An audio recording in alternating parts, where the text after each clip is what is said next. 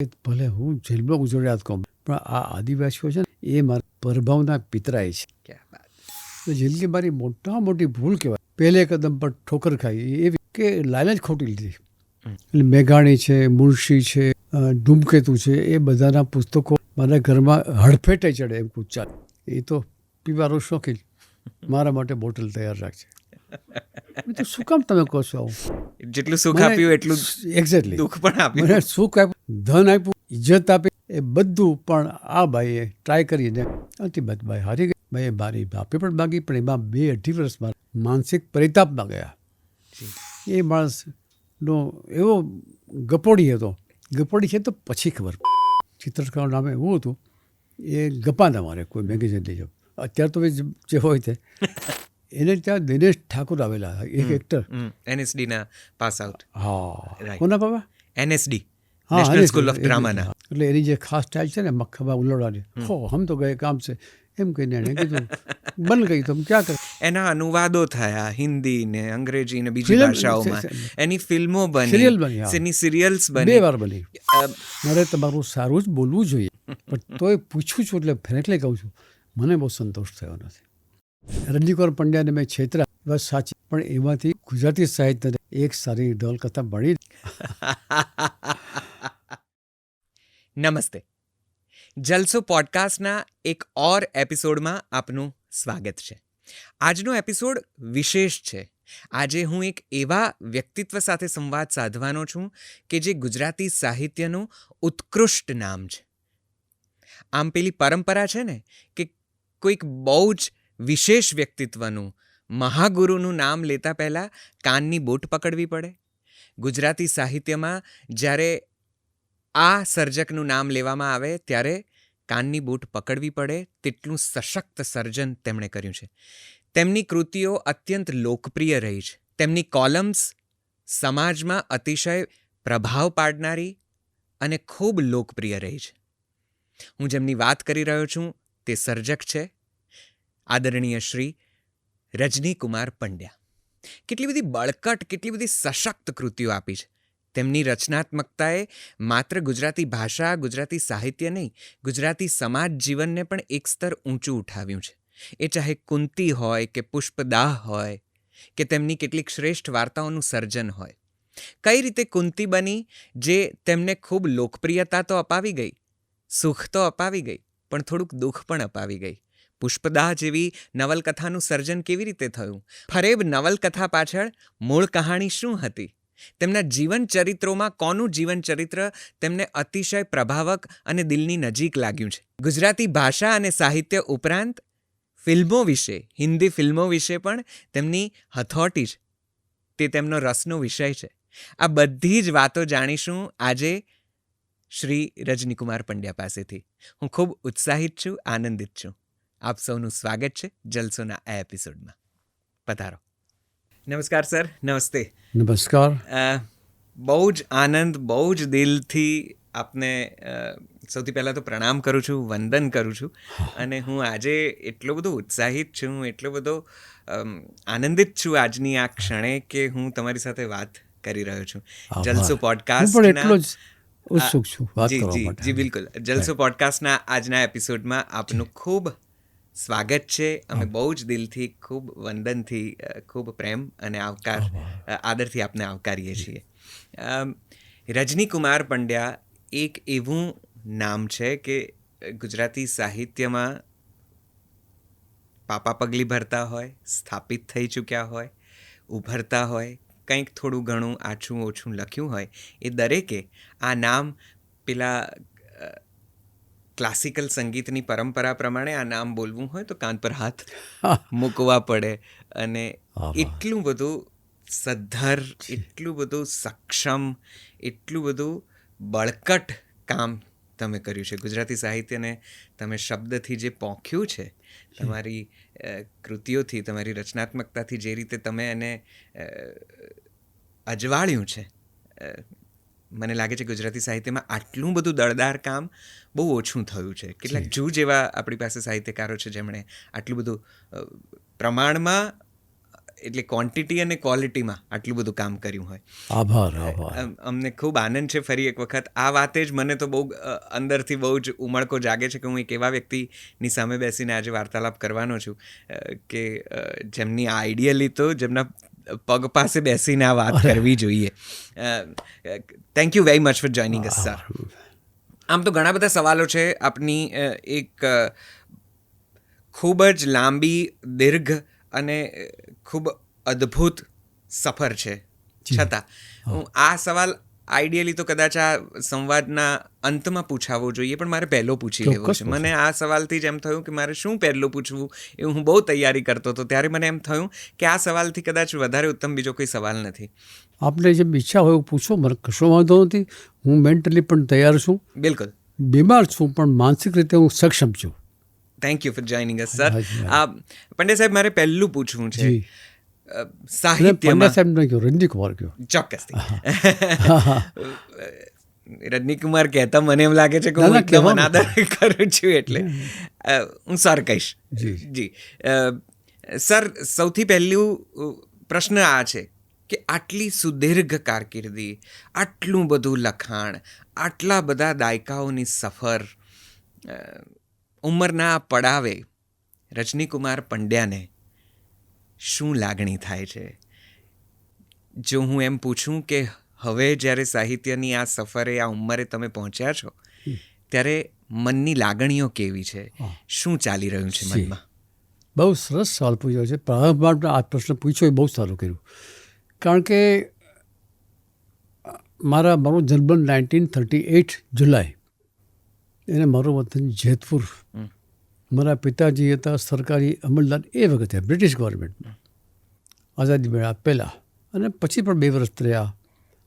પણ અમારા ઘરમાં મારા મધર છે હીરાબેન પંડ્યા, એમને વાંચવાનો શોખ એટલા માટે હતો કે એમનું જે પિયર, એટલે મારું મામાનું ઘર, એ ગાયકવાડી સ્ટેટમાં હતું. અને ગાયકવાડી સ્ટેટમાં કન્યા કેળવણી હતી ફરજિયાત.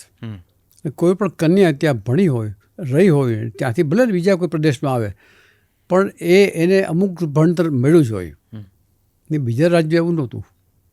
કન્યાને ઉઠાડી મૂકે, મોટી થાય, એને ક્યાં ભણી કરીને સાહેબ થવું છે એમ માને.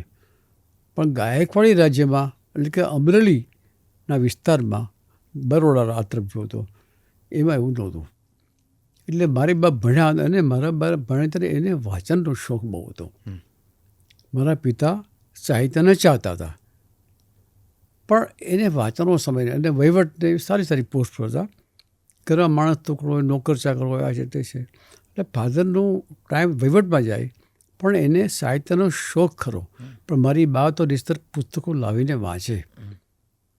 એટલે મને કહેતા આનંદ થાય છે કે મારા પિતાજી અને મેઘાણી આપણા એ સમવયસ્ક હતા. અચ્છા. અને એક સાથે અમરેલીની સ્કૂલમાં સાથે ભણતા હતા. અરે વાહ. એટલે મારા પિતાએ એ મેઘાણી, જ્યારે મેઘાણી થયા પ્રખ્યાત, ને એને જે માનપાન ને ઇજ્જત મળ્યું એ બધું જોયેલું. રાઈટ. એટલે હું જે કંઈ સાહિત્યનું કંઈક કરવા જાઉં એ એને ગમે, પણ પોતે રસ લઈ શકે નહીં એમાં.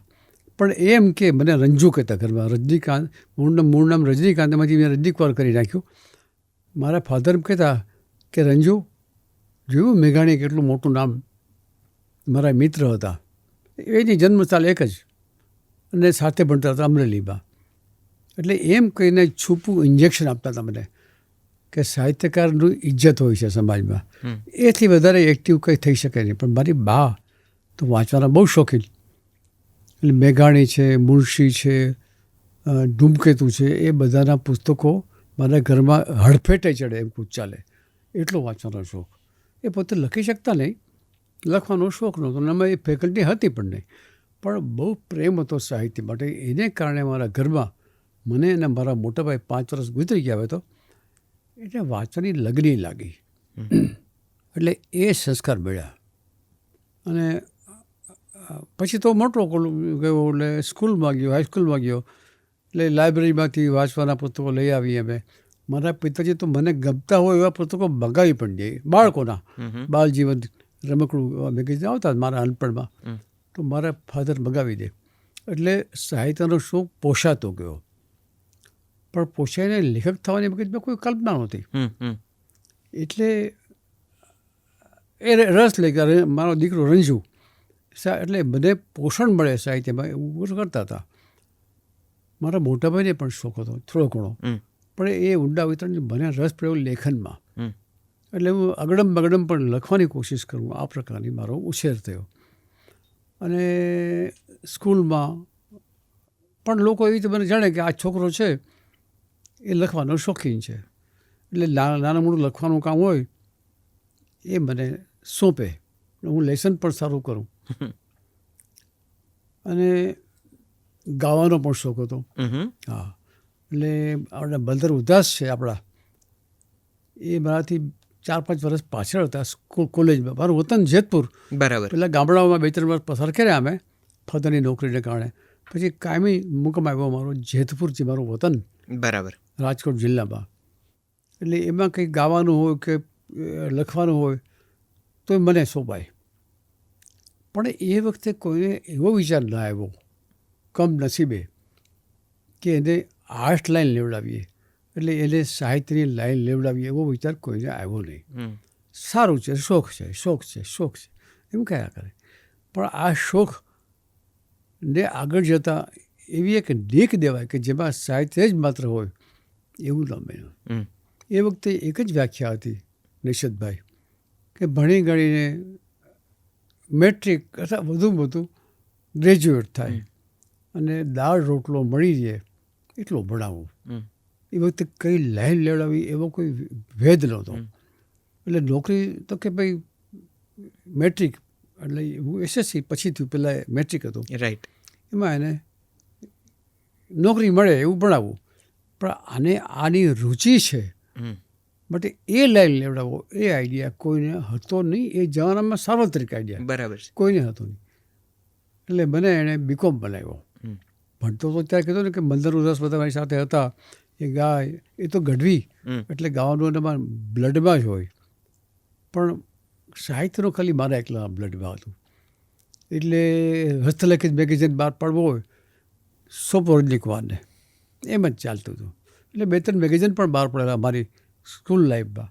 એમ કરતાં કરતાં કોલેજમાં આવ્યો તો પણ મને જે ભૂલ જિંદગીમાં કહું છું, મારા ફાધર બ્રધરની કહ્યું કે મારી પોતાની ભૂલ ગણો, કે મેં લાઈન લીધી કોમર્સની, જેનો મને અંદરથી કોઈ રસ હતો નહીં. પણ નેચરલ ઇન્ટેલિજન્સ લેવલ મારું સારું હતું. રાઈટ.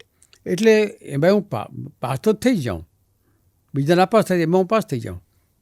એ સાધારણ જે બુદ્ધિની જે કક્ષા હોય એને કારણે, રાઈટ, રુચિને કારણે નહીં. રાઈટ. રુચિ મને પહેલી હતી. એટલે એ કરતાં કરતાં પણ મને રુચિ તો સાહિત્યની હતી. એટલે કોલેજમાં ગયો, પહેલાં 2 વર્ષ કર્યા ભાવનગરમાં, પછી 2 વર્ષ કર્યા અમદાવાદમાં. એ વખતે પણ મેગેઝિનો સ્કૂલ હોય, એ કોલેજનું મેગેઝિન હોય, એમાં હું વાર્તાઓ લખું, મને ઇનામ પણ મળે. પણ એના ઉપરથી પણ કોઈને એવો આઈડિયા ન આવ્યો કે આને આમાં રુચિ છે, આમાં ઝળકી ઉઠે એમ છે, માટે એને એ લાઈન લેવડાવો. એટલે જિંદગી મારી મોટામાં મોટી ભૂલ કહેવાય. પહેલે કદમ પર ઠોકર ખાઈ એવી કે લાઈન જ ખોટી લીધી. હું આમ તો બીકોમ પણ થઈ ગયો. બીકોમ કર્યા પછી મને વિચાર્યું કે આપણે અધ્યાપક થઈએ. એટલે બીકોમ થયા પછી મેં બીએનું પણ કર્યું. અમુક વિષય આપો એટલે બીએ થઈ શકાય. પણ ભાઈ મારે અત્યારે કહેવાનો વખત નથી અને એને કહેવાનો સમય પણ નથી અને એને માટે ત્યાં જગ્યા પણ નથી. મારી જિંદગીમાં એવા તોફાનો આવ્યા. મારું લગ્ન ગાંડી સ્ત્રી સાથે થયું, જે સિઝોફ્રેનિક કહેવાય સ્ત્રી સાથે. એના યુદ્ધમાં પર 10 વર્ષ વીતી ગયા. એટલે મારી જિંદગી છૂથાઈ ગઈ સાવ. પછી મારા લવ મેરેજ થયા. મારા બીજી પત્ની, એને સાહિત્યનો શોખ હતો, પણ જે પરફેક્ટ સાહિત્યની લાઈન લેવાની હતી એ કદી ના. આજે મારા મનમાં અફસોસ થયો કે હું અધ્યાપક ન થયો. એ લાઈન લીધી હોત તો હું હંમેશ માટે સાહિત્યના સંગમાં રહેત. સાહિત્યના સંગમાં રહ્યો નહીં હું.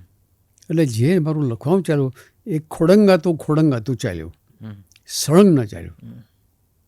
તો આ ક્ષણે, આ ઉંમરે, આ અવસ્થાએ એ લાગણી છે કે આમ તો ખૂબ લખ્યું છે તમે? તીવ્ર લાગ્યું. નહીં તો લખ્યું છે તો સાઈડમાં લાગ્યું, પણ જે એમાં હું ડૂબી જાઉં સાવ, એને કારણે હજુ મને અમુક ઠેકાણે નથી મળતી બાલીને. અધ્યાપક નથી ને હું.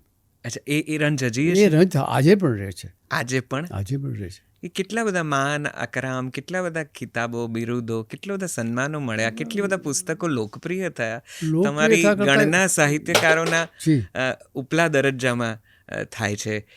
જેને કહેવાય કે મેં કીધું એ પ્રમાણે આપનું નામ લેતા કાન પકડવા પડે, એટલું બધું બળકટ સાહિત્ય સર્જન છે. છતાં હજી એવું થાય છે કે હજી હું કરી શકતો જ ઘણું. અચ્છા. અને અમુક ઠેકાણે જે મળવું છે માન્યતા હમ એ મને ન મળી. કારણ કે અત્યારે જે વર્તુળ એવું છે સાહિત્યનું કે અધ્યાપકીય જ વર્તુળ છે. હમ 99% લોકો કે અધ્યાપક હોય કાં આકાશવાણીમાં હોય કાં કોઈ અખબારમાં હોય એવા સાહિત્યમાં હોય તો જ એને માન્યતા મળે છે વધારે.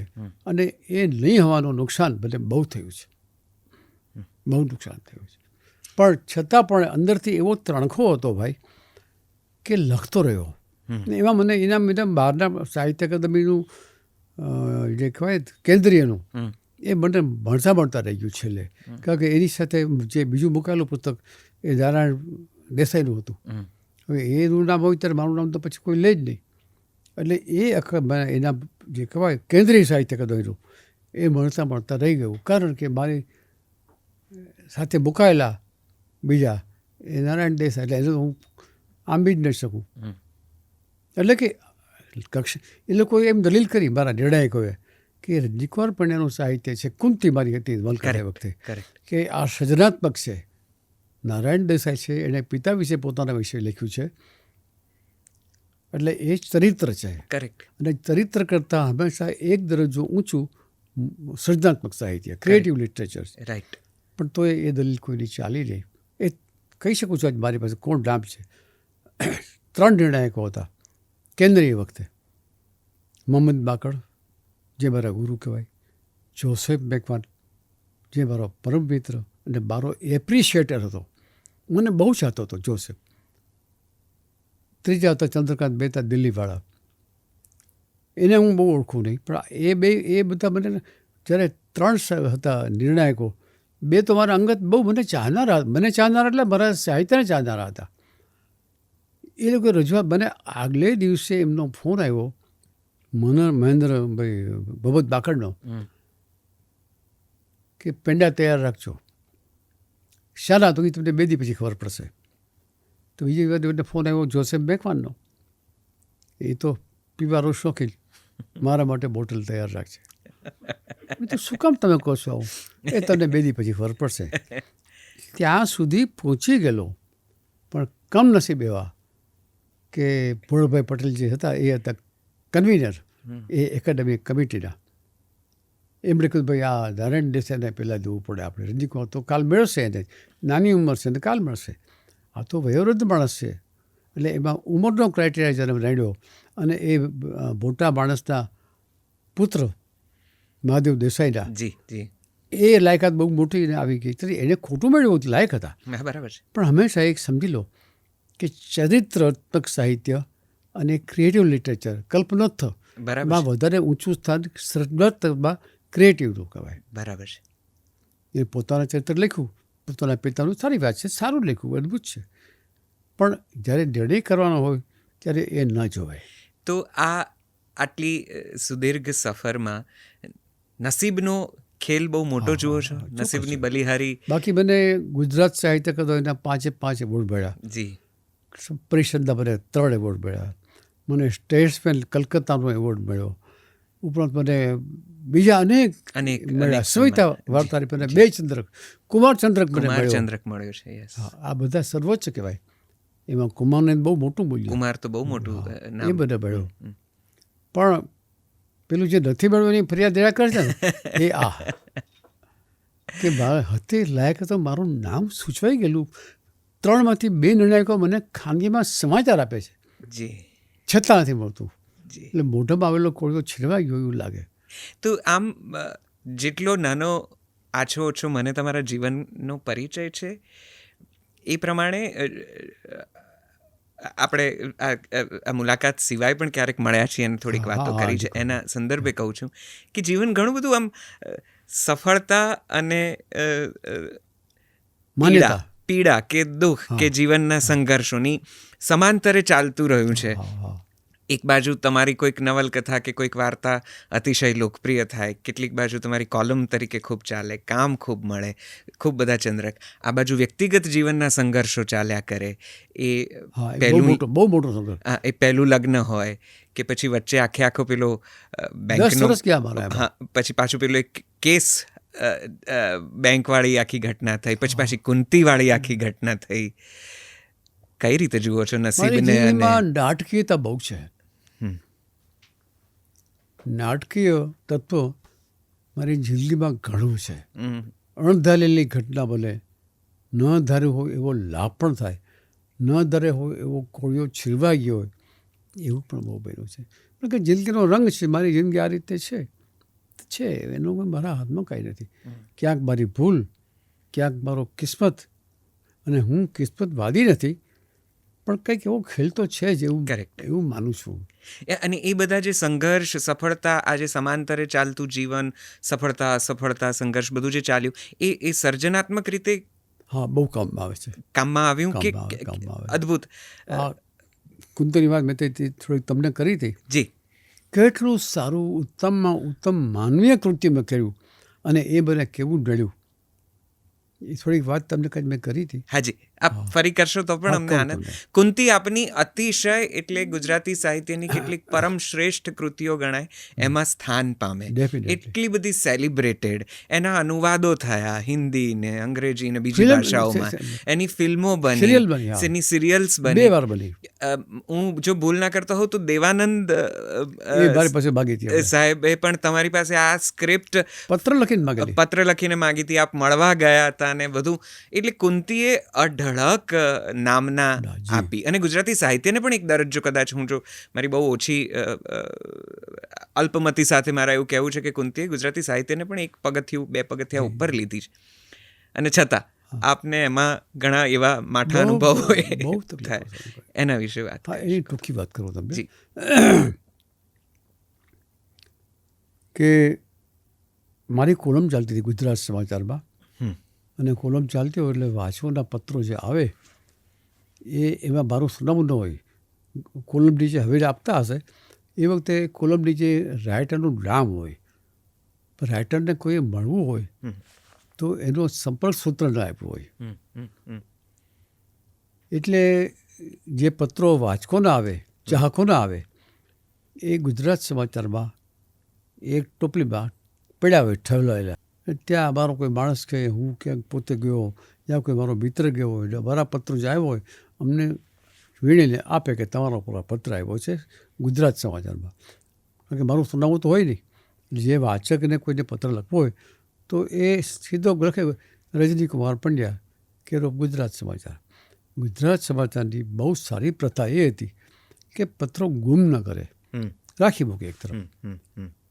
એમાં કોઈ વાચકે મને કીધું કે તમારો પર એક પત્ર આવ્યો છે, કોઈ બેલનો પત્ર છે. વાંચ્યું, પત્રમાં લખ્યું હતું કે મારે તમને મળવું છે ને કામ તમને રૂબરૂ કહીશ. એવું લખેલી મને એક ટેવ છે સંગ્રહ કરવાની આ બધી વસ્તુની.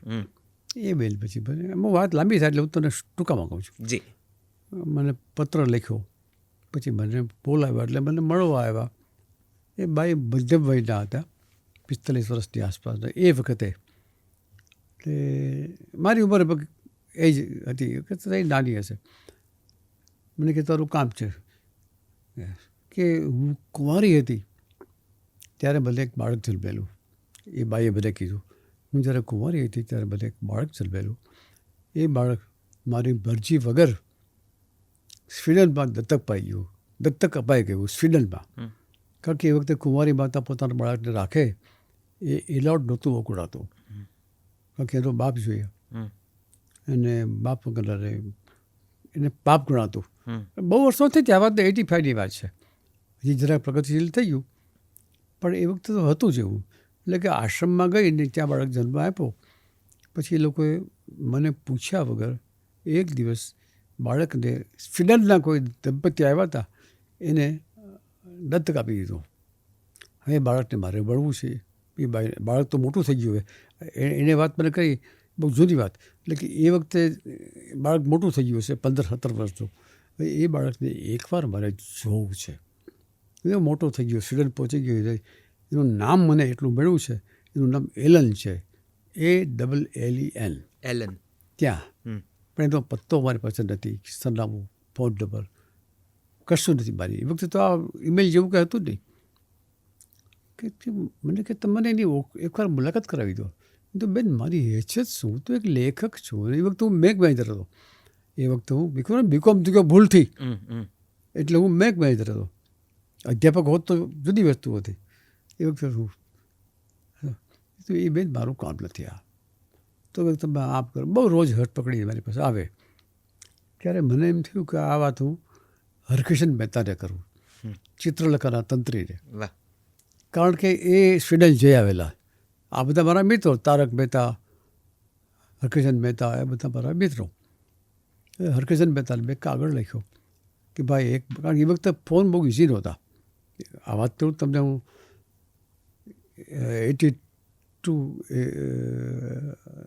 82ની આસપાસ. એટલે મેં લખ્યું કાગળ એને કે ભાઈ આવું એક કામ છે, તમે મદદરૂપ થાવ. આ બાઈ મારી પાછળ પડી ગઈ છે, મારી પાસે કોઈ સોર્સ નથી કે સ્વીડન મોકલું, અને એની પાસે પાછું એડ્રેસ તો છે નહીં. સ્વીડન જાય ધારી લ્યો, એની પાસે કોઈ પત્તો તો છે નહીં. એટલે હરકિશનભાઈ મને સલાહ આપી, રણજીતભાઈ તમે લેખક છો, લેખક જ રહો, આ તમે સમાજ સેવાના કામમાં ન પડો. આ તારો બહુ ટાઈમ લઈ જશે. તમે નોકરી કરો છો બેંકમાં, પ્લસ તમે લખો છો. હવે તમે આ કામ ક્યારે કરો? તમે સમાજ સેવક નથી, તમે આવું ન કરાય. પણ પેલી બાઈ મને જીદ કરે, આ તરફ હરકિશન મહેતાને મેં જીદ કરી. એટલે એને કહે હા કે શું સ્વીડન ગયો હતો 2 વર્ષ પહેલાં, એ ચિત્રલેખામાં આવ્યું હતું, એટલે જ મેં એને કીધું ને. તો ત્યાં એક મારા વાચક છે, તમને ઓળખતા હશે, પરેશ ગાંધી કરીને.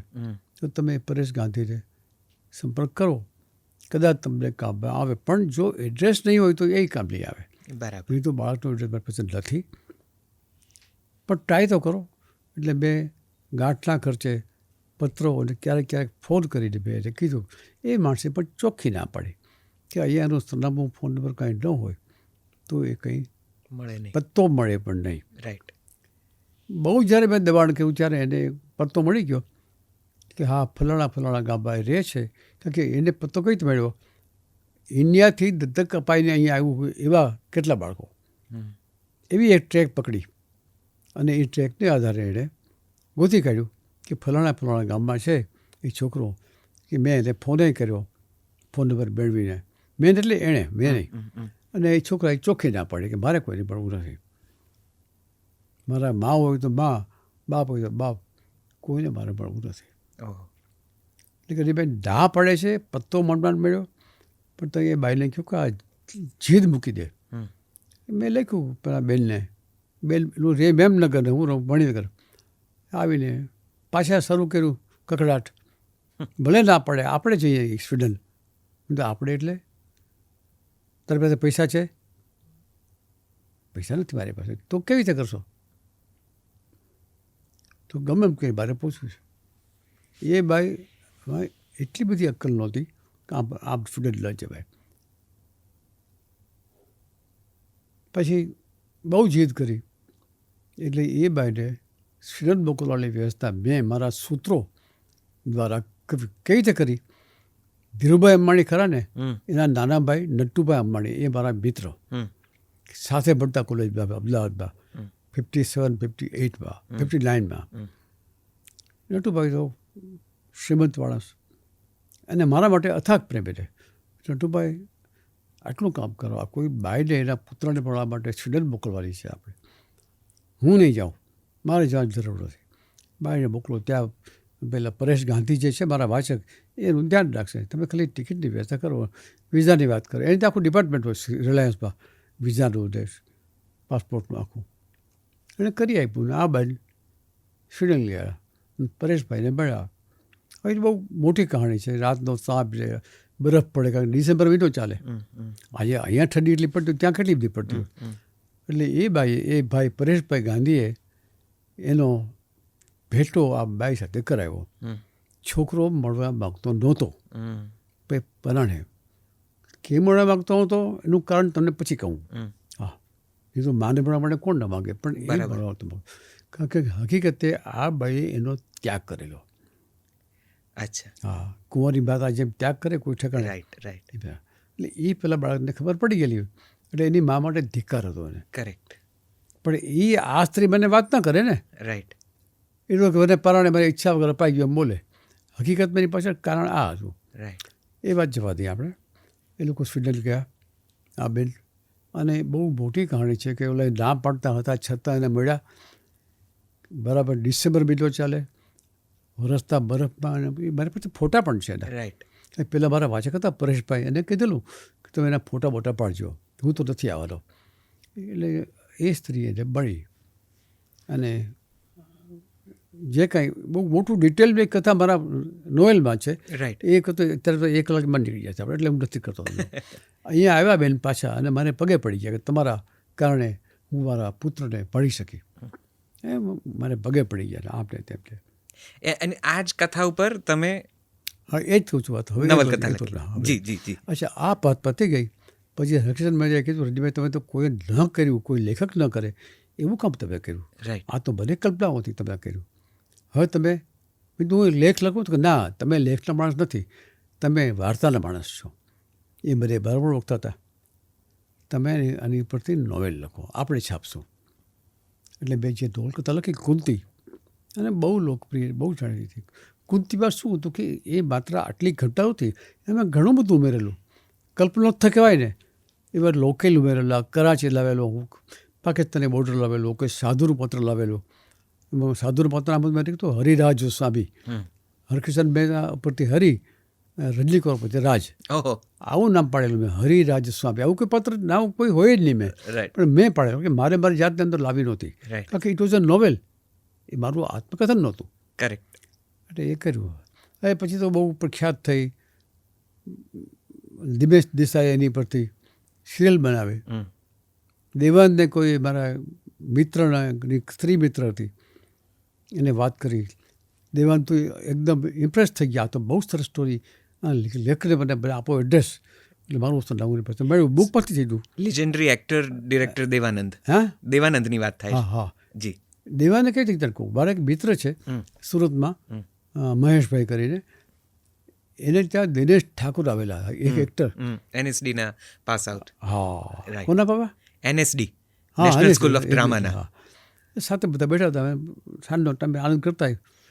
એટલે એણે કીધું તમે શું લખો છો આજકાલ? મેં તો મારી આ કુંતી કે મને આપો. મેં તમે તો ગુજરાતી અણતા નથી, તમે શું કરશો વાંચે? તો મારી એક સ્ત્રી મિત્ર છે એ વાંચે છે. એટલે બધી આમાં કડી એટલી બધી છે ને ભાઈ, હું કહીશ તો બહુ વાર લાગશે. જી જી જી. એટલે ટૂંકમાં દેવાન પાસે આ વાત પહોંચી ગઈ, અને દેવાનને મારું એડ્રેસ છાપેલું હોય પુસ્તકમાં, એ આધારે મને કાગળ લખ્યો. મારી પાસે પત્ર હાજી પણ છે આજે, કે તમે આવો તો મને મળો, મારે તારું કામ છે. દેવ સાહેબના પત્રને કારણે હું ભણવા ગયો, પણ એ વખતે નિમેશ દેસાઈવાળી કુંતી બની ચૂકી હતી. રાઈટ. એટલે મેં એને એમ કહ્યું, હા. તે માગણી કરો છો એ મારું સદભાગ્ય છે, પણ એ બની ગયેલી છે એની પરથી ટીવી ઉપર. એટલે એની જે ખાસ સ્ટાઇલ છે ને મખ્ખમાં ઉલવડાની, હો હમ તો ગયે કામ છે એમ કહીને એણે કીધું બન ગઈ તો ક્યાં કરે. તો બરાબર છે. એ પછી મને સિદ્ધાર્થ આંદરિયા મારા મિત્ર, જી. એમણે કીધું કે તમે દેવાનને ના પડી, છાપામાં આવી ગઈ, તમે દેવાનને કેમ ના પાડી? ના પાડવી પડી મારે, કારણ કે એની બધી સિરિયલ બની ગઈ છે, નિમિત દેસાઈ બનાવેલી છે. તો કે એવું ન હોય, તમે રાઇટ્સ આપ્યા હોય ને દૂરદર્શને, એ એક જ વાર યુઝના રાઇટ્સ આપ્યા હોય. રાઇટ્સ તમારી પાસે હજી છે, પણ સારું તમે દેવાનને ના આપી, સારું કર્યું, તમને નામ મળત, પૈસા આપો, ઓછા આપત તમને, એટલે હું મને થોડા પૈસા. એટલે બે એ વખતે અધિકારી બધા સાથે એના સંબંધો હતા. રાઈટ. સિદ્ધાર્થભાઈ રાઈટ રાઈટ. મને રૂપિયા 5 લાખ અપાવ્યા. બરાબર. હવે એ જે પૈસા મને મળ્યા 5 લાખ ને આટલી મોટી શાદી, એને કારણે પેલી બેન જે અહીંયા મને કુંતીની જે કુંતી, હા. એટલે અસલ લાઈફમાં કુંતી, નામ તો એનું માયાબેન, હા હા. એની દાઢ ડળકી કે મને એમાં ભાગ વળવો જોઈએ. ઓહો. બેઝિકલી એ બાઈ દુષ્ટ હતી, એ મેં તમને હજી કીધું નથી. હા. ધંધા કેવા હતા એ વાત જવા દો. એટલે છોકરો હમણાં ના પડતો ને, એ પણ એક કારણ આ હતું. કારણ એનું આ કાંઠ્યા. પણ એની ભાઈ એ પછી એને કોર્ટમાં કેસ કર્યો, 90 રૂપિયા દાવો કર્યો, 90 લાખ રૂપિયાનો મારા ઉપર, અધિકારી બદર્સ ઉપર, ઓહો. અને આર શેઠ ઉપર, હા પ્રકાશકો ઉપર હા 2 વર્ષ હું એમાં હેરાન થયો. ઓહો સાચો હતો. અને આ સત્ય ઘટના મેં નહોતી લખી, સત્ય ઘટના ઉપરથી કલ્પનોત્થ નોવલકથા લખી હતી. રાઈટ એટલે કોર્ટે એવું જ કીધું હતું કે આ તો નોવેલ છે, તો તમે લખો નોવેલ. પેલી બાઈને એમ કીધું કે તમે લખો નોવેલ. આ તમારી કથા પરથી સૂઝેલી છે. રાઈટ તમારી કથા ડીટો ટુ ડીટો કથા નથી આ તમારી. કરેક્ટ અંતિમતભાઈ હારી ગઈ. ભાઈ મારી બાપે પણ માગી, પણ એમાં 2-2.5 વર્ષ મારા માનસિક પરિતાપમાં ગયા. જી એટલે આટલી બધી દળદાર અને આટલી બધી ખ્યાતનામ કૃતિએ જેટલું સુખ આપ્યું એટલું એક્ઝેક્ટલી દુઃખ પણ આપ્યું. મને સુખ આપ્યું, ધન આપ્યું, ઇજ્જત આપી, એ બધું પણ આ બાઈએ ટ્રાય કરીને, પણ એને કારણે માનસિક પરિતાપ મને બહુ થયો. જી હું સમજી શકું. પણ એ પછી લોકોના મનમાં એવી છાપ પડી ગઈ કે રજનીભાઈ સત્ય ઘટના પરથી નવલકથા લખવાના સ્પેશિયાલિસ્ટ છે, યસ એવી છાપ પડી. અને બહુ જાણીતી બીજી કૃતિ પણ આપની પુષ્પદા. પુષ્પદા, હા, હું એની પર જ આવું છું હવે. જી જી કે એ પડી ગઈ એટલે અમેરિકાના એક ભાઈ ઈશ્વર પટેલ હમ હમણાં કોરોનામાં ગુજરી ગયા, કોરોનામાં. હમ એટલે એણે મારો સંપર્ક કર્યો અને મને કે તમારે ત્યાં આવો અમેરિકા, તમને હું લઈ જાઉં, મારે ખર્ચે તમને આખો અમેરિકા ફેરવું, કેનેડા પણ લઈ જાઉં, અને તમે મારા ઘરમાં જે પ્રોબ્લેમ છે એ પ્રોબ્લેમ પરથી એક નોવેલ લખો. ઓહો શું પ્રોબ્લેમ છે? તો કે પતિ પત્ની વચ્ચે ડિવોર્સ થાય અને પછી બાળકો જે છે એ 2 જણા વચ્ચે દાજા કરે, બે વચ્ચે ઝઘડો હોય તો, અને બાળક છે એનું કોઈ વાંક હોતો નથી એમાં. બાળક તો બેયનું હોય છે, પણ એને કારણે એ જિંદગી પર દાજા કરે. એટલે મને લઈ ગયા અમેરિકા 94માં. હું 6 મહિના રહ્યો અને એ બધી સ્ટડી બાળક, અને એની એક હતી કન્ડિશન કે તમે મારા તરફેણનું લખતા નહીં, તમે મારા વકીલ નથી, તમે એક લેખક છો. એની સજ્જનતાનો કોટી આ હતી કે તમે જે જુઓ કે મારા બાળકો પીડાય છે એ તમે જુઓ વાહ અને એની પીડા તમે લખો, બાકી તમે મારી તરફેણમાં કંઈ લખો એમ નથી ઈચ્છતો હું. એટલે એ મેં લખ્યું. એનું નામ પુષ્પદા. હું બાળકો સાથે રહ્યો, બાળકો જોડે ફર્યો, બાળકીની માતાને પણ મળ્યો અને માતા પિતા બેને મળ્યો, અને જે મેં ઓબ્ઝર્વ કર્યું બાળકોની દુર્દશા, 2 ઘર વચ્ચે પીસાય એ જોયું, એની પર મેં લખી પુષ્પદા. એ પછી બલકે એ કરતાં થોડુંક વહેલું મેં એક એવી નોવેલ લખી કે જે લખવાની કોઈ હિંમત ન કરે, એ પરભવના પિતરાય. પરભવના પિતરાય. એ પણ મારો હું બેંકમાં હતો હમ અને મારી નીચે એક ભાઈ ક્લાર્ક કરતા હતા, ક્લાર્ક જલમસિંહ જાડેજા, જી જલમસિંહ રાઠોડ કાંઈ બધું, હા, કટારા, જલમસિંહ કટારા, એ આદિવાસી હતા. એણે વાત કરી કે મને સાહેબ જ્યાં ભણીને મોટો થયો એ નરસિંહભાઈ ભાવસાર છે, એણે અમારા આદિવાસીઓ માટે બહુ કામ કર્યું, બહુ માર ખાવતો સરકાર, બ્રિટિશ સરકાર વખતમાં અમને ભણાવવા ગણ્યા. આમાંથી પછી તો આઝાદી મળી ગઈ, પણ એણે પોતે જિંદગી પર પ્રેરણા નહીં અને આદિવાસીઓને સ્વયંબાજ આખી જિંદગી ખપાવી નાખી. એટલે હું અને મારા મિત્ર દિલીપ રાવળ હતા એ વખતે, ખાલી કંપની આ બજાવેલા, ત્યાં ગયા નિયર શામળાજી પાસે, બરાબર. ને ઈડરના ડુંગરોમાં ફર્યો નરસિંહભાઈ ભાવસાર સાથે. ત્યાં જે મેં એનું દમન, એ બધા ભૂતકાળના અનુભવો જોયા, અને ત્યાં હું પોતે રેખડ્યો. અને પછી જે નવલકથા લખી એનું નામ પરભવના પિતરાય. રાઈટ. મેં એટલા માટે કરી કે આદિવાસીઓને નરસિંહભાઈ ભાવસારને એમ લોકો બેણો મારતા કે નરસિંહભાઈ તમે તો બહુ ઉજળિયાત માણસ છો, સવર્ણ છો, આ લોકો તો આદિવાસી જાઓ, જંગલી જેવા, તમારે એનું તમે શું કામ બચાવ કરો છો, તમે શું કામ એનું માટે સેવા કરો છો?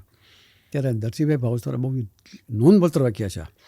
એમ કહેતા કે ભલે હું જેલમાં ઉજળિયાત કહું બા, પણ આ આદિવાસીઓ છે ને એ મારા પરભવના પિતરાય છે. ક્યાં વાત. એટલા માટે હું કરું છું. એ બાળક લગ્ન પણ ન કર્યા, જિંદગી આખી આમાં જ ખપાવી. એ દરમિયાન આઝાદી પણ મળી ગઈ એટલે થોડુંક એને સાંત્વન મળ્યું અને પછી ભાઈ અવસાન પામ્યા. એટલે મારી જિંદગીમાં હવે તો ઘટનાઓ પરથી વાર્તા કરે ને આપણા 4-5 સેટિંગ થાય ઓછામાં ઓછા હા, બિલકુલ હું બોલતા થાકી જાઉં. બિલકુલ બિલકુલ એટલે મને એમ થાય છે કે હું તમારી પાસેથી શું વાત પૂછું ને શું Exactly, જાણું ને exactly, હા. કેટલા ભાગમાં હું આ સંવાદ કરું. Exactly you are right. મને આ એટલે આપનું જે નાનકડું સર્જનનું જે ઝાંખી મારી પાસે છે એનું જે ડોક્યુમેન્ટ છે મને એમ થાય કે આ તો એક નવલકથા એક વાર્તા એક પુસ્તક જેના વિશે હું અડધો કલાક વાત કરી શકું એટલું બધું આપે કામ કર્યું છે. એવી જ એક આપની બહુ જ બીજી જાણીતી નવલકથા એટલે ફરેબ. હા, ફરેબને ગુજરાતી સાહિત્ય અકાદમી અને પરિષદ બેયના બંનેના શ્રેષ્ઠ નવલકથાના પારિતોષિક મળ્યા. તો આ જે નવલકથાઓમાં તમે જે વાસ્તવિક જીવનની ઘટનાઓ લઈ આવ્યા એના ઉપરથી આ જીવનચરિત્રો કે જીવનચિત્રો લખવાની ઈચ્છા થઈ. ઝબકારમાં ઘણા બધા જીવનચિત્રો તમે આ લખ્યા છે અને ઝબકાર આપની ખૂબ ખૂબ ખૂબ લોકપ્રિય, જી. જો હું ભૂલ ના કરતો હોઉં તો કટાર કોલમ, હા, કટાર હતી. બરાબર ને? પછી તો જીવન ચરિત્ર બની ગયા. પછી તો જીવનચરિત્ર બની ગયા ને એના 5-6 ભાગ છો. પુસ્તક રૂપે પ્રકાશિત બતાવું થયા. તમે લાવ્યો સાથે. જી ઝબકાર કઈ રીતે હા, સર્જન જગત થયું? હું બેઝિકલી મને માણસ પારસ છે. પછી નોવેલના સ્વરૂપમાં આવે કે જીવન ચરિત્રના રૂપમાં આવે. એટલે કોઈની વાત સત્ય ઘટના હોય મારે મૂકવી હોય, કોઈ પણ વસ્તુ લખવા બેસવા આજે તો મારે તેને ઘાટ તો અપાય વાર્તાનો જ, પણ વાર્તા નથી એ સભાનતા સાથે હું લખું એટલે એ જીવન ચરિત્ર બને. આ ફરેબ છે તમે વાત કરી એટલે કહું ફરેબમાં હવે એની તો પછી તો આખી મોટી બેઠક થાય. એ પણ એક માણસે મને એમ કીધું ગરડીભાઈ તમને એક પાત્ર બતાવું, એ પાત્ર પર તમે લખો તારો ઝબકાર એક, કારણ કે ઝબકાર નામ થઈ ગયેલું પછી જીવન ચરિત્ર કોઈ કહે ઝબકાર લખો. હા, ઝબકાર કેમ ખાસ નામ થઈ ગયું હોય એમ ખાસ નામ થઈ ગયું એ ઝબકાર. છાપા બદલાયા પણ કોલમ એની જ રહી. એટલે એ માણસને હું મળ્યો એની બધી એવી ઘટના હતી. એ માણસનો એવો ગપોડી હતો. ગપોડી છે તો પછી ખબર પડી કે મેં મારી બેન પર કોઈ રેપ કર્યું, એનું ખૂન કરી નાખ્યું. પછી હું જેલમાં ગયો, જેલમાં સારા વર્તનને કારણે મને વહેલો છુટકારો મળી ગયો. આમ તેમ મને કે અને હવે હું જ્યોતિષ જોઉં છું એ માણસે કીધું. અને જ્યોતિષ જોયા પછી શશિકાંત પેલું શશિકાંત એ જોઉં છું અને હવે હું થોડા દિવસમાં ભરી જવાનો છું. મારું જ્યોતિષનું જાણે એમ કહે છે. આ બનેગેલી વાત તને કરું છું કે બધા આપણે મળી જાય. મને મારા મિત્ર હેમંત ધોરડા કરી કવિ છે, હેમંત ધોરડા રચી થયું એટલે એને બધી વાત મને કરી કે અમે તો મહુવા સાઈડના બરાબર છે, મારા હાથે ખૂન થઈ ગયું મારી બેનના બળાત્કારીનું આમ ને તેમ. પછી મને હરકિશન મહેતાએ કીધું તમે આ માણસો એમ કહેતો હોય કે મારું મૃત્યુ થવાનું છે આ તારીખે પોતાના જ્યોતિષના જ્ઞાનને આધારે, તો તમે મરણ વખતે હાજર રહ્યો. ચિત્રલેખાની પરંપરા છે કે પુરાવા સાથે બધી વસ્તુ લખે. ચિત્રલેખાનું નામ એવું હતું એ ગપાના મારે કોઈ મેગેઝિન લઈ જાઓ. અત્યારે તો જે હોય તે પણ એ હરકિશન મહેતા વખતની વાત તમને કરું છું. એ આપણે ચર્ચા નથી કરતા અત્યારે કેમ છે સારું છે. એટલે એ બધી વાત બરાબર છે કે કથા લખી છે એનો અંત બાકી રાખું છું. હું એની ભેળ એને બળવા જાઉં. એ રે ભાવનગર પેલો માણસ શશિકાંત ત્યાં ગયો તો એનો પોતો મને મળ્યો જ નહીં. પછી એની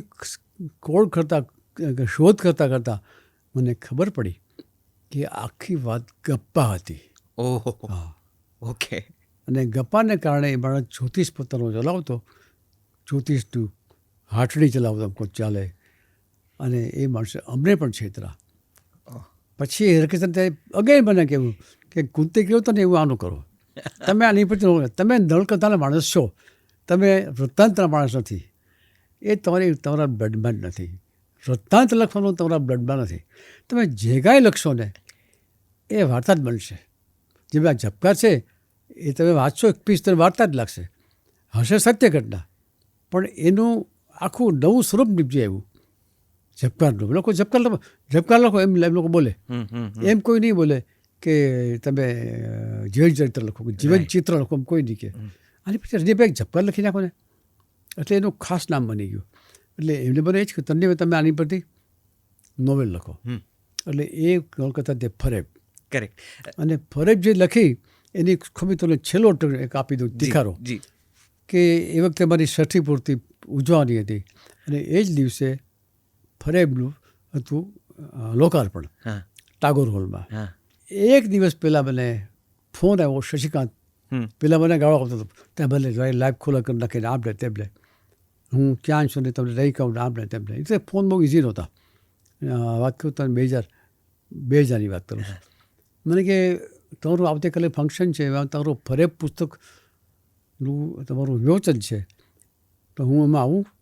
મેં તો બા જો આવે તો મારો મને કંઈ નુકસાન નહીં, કંઈ હુમલો ન કરી બેસે. ખૂની માણસ, ખૂની હતો નહીં ખરેખર તો, પણ વાતો એવી કરે.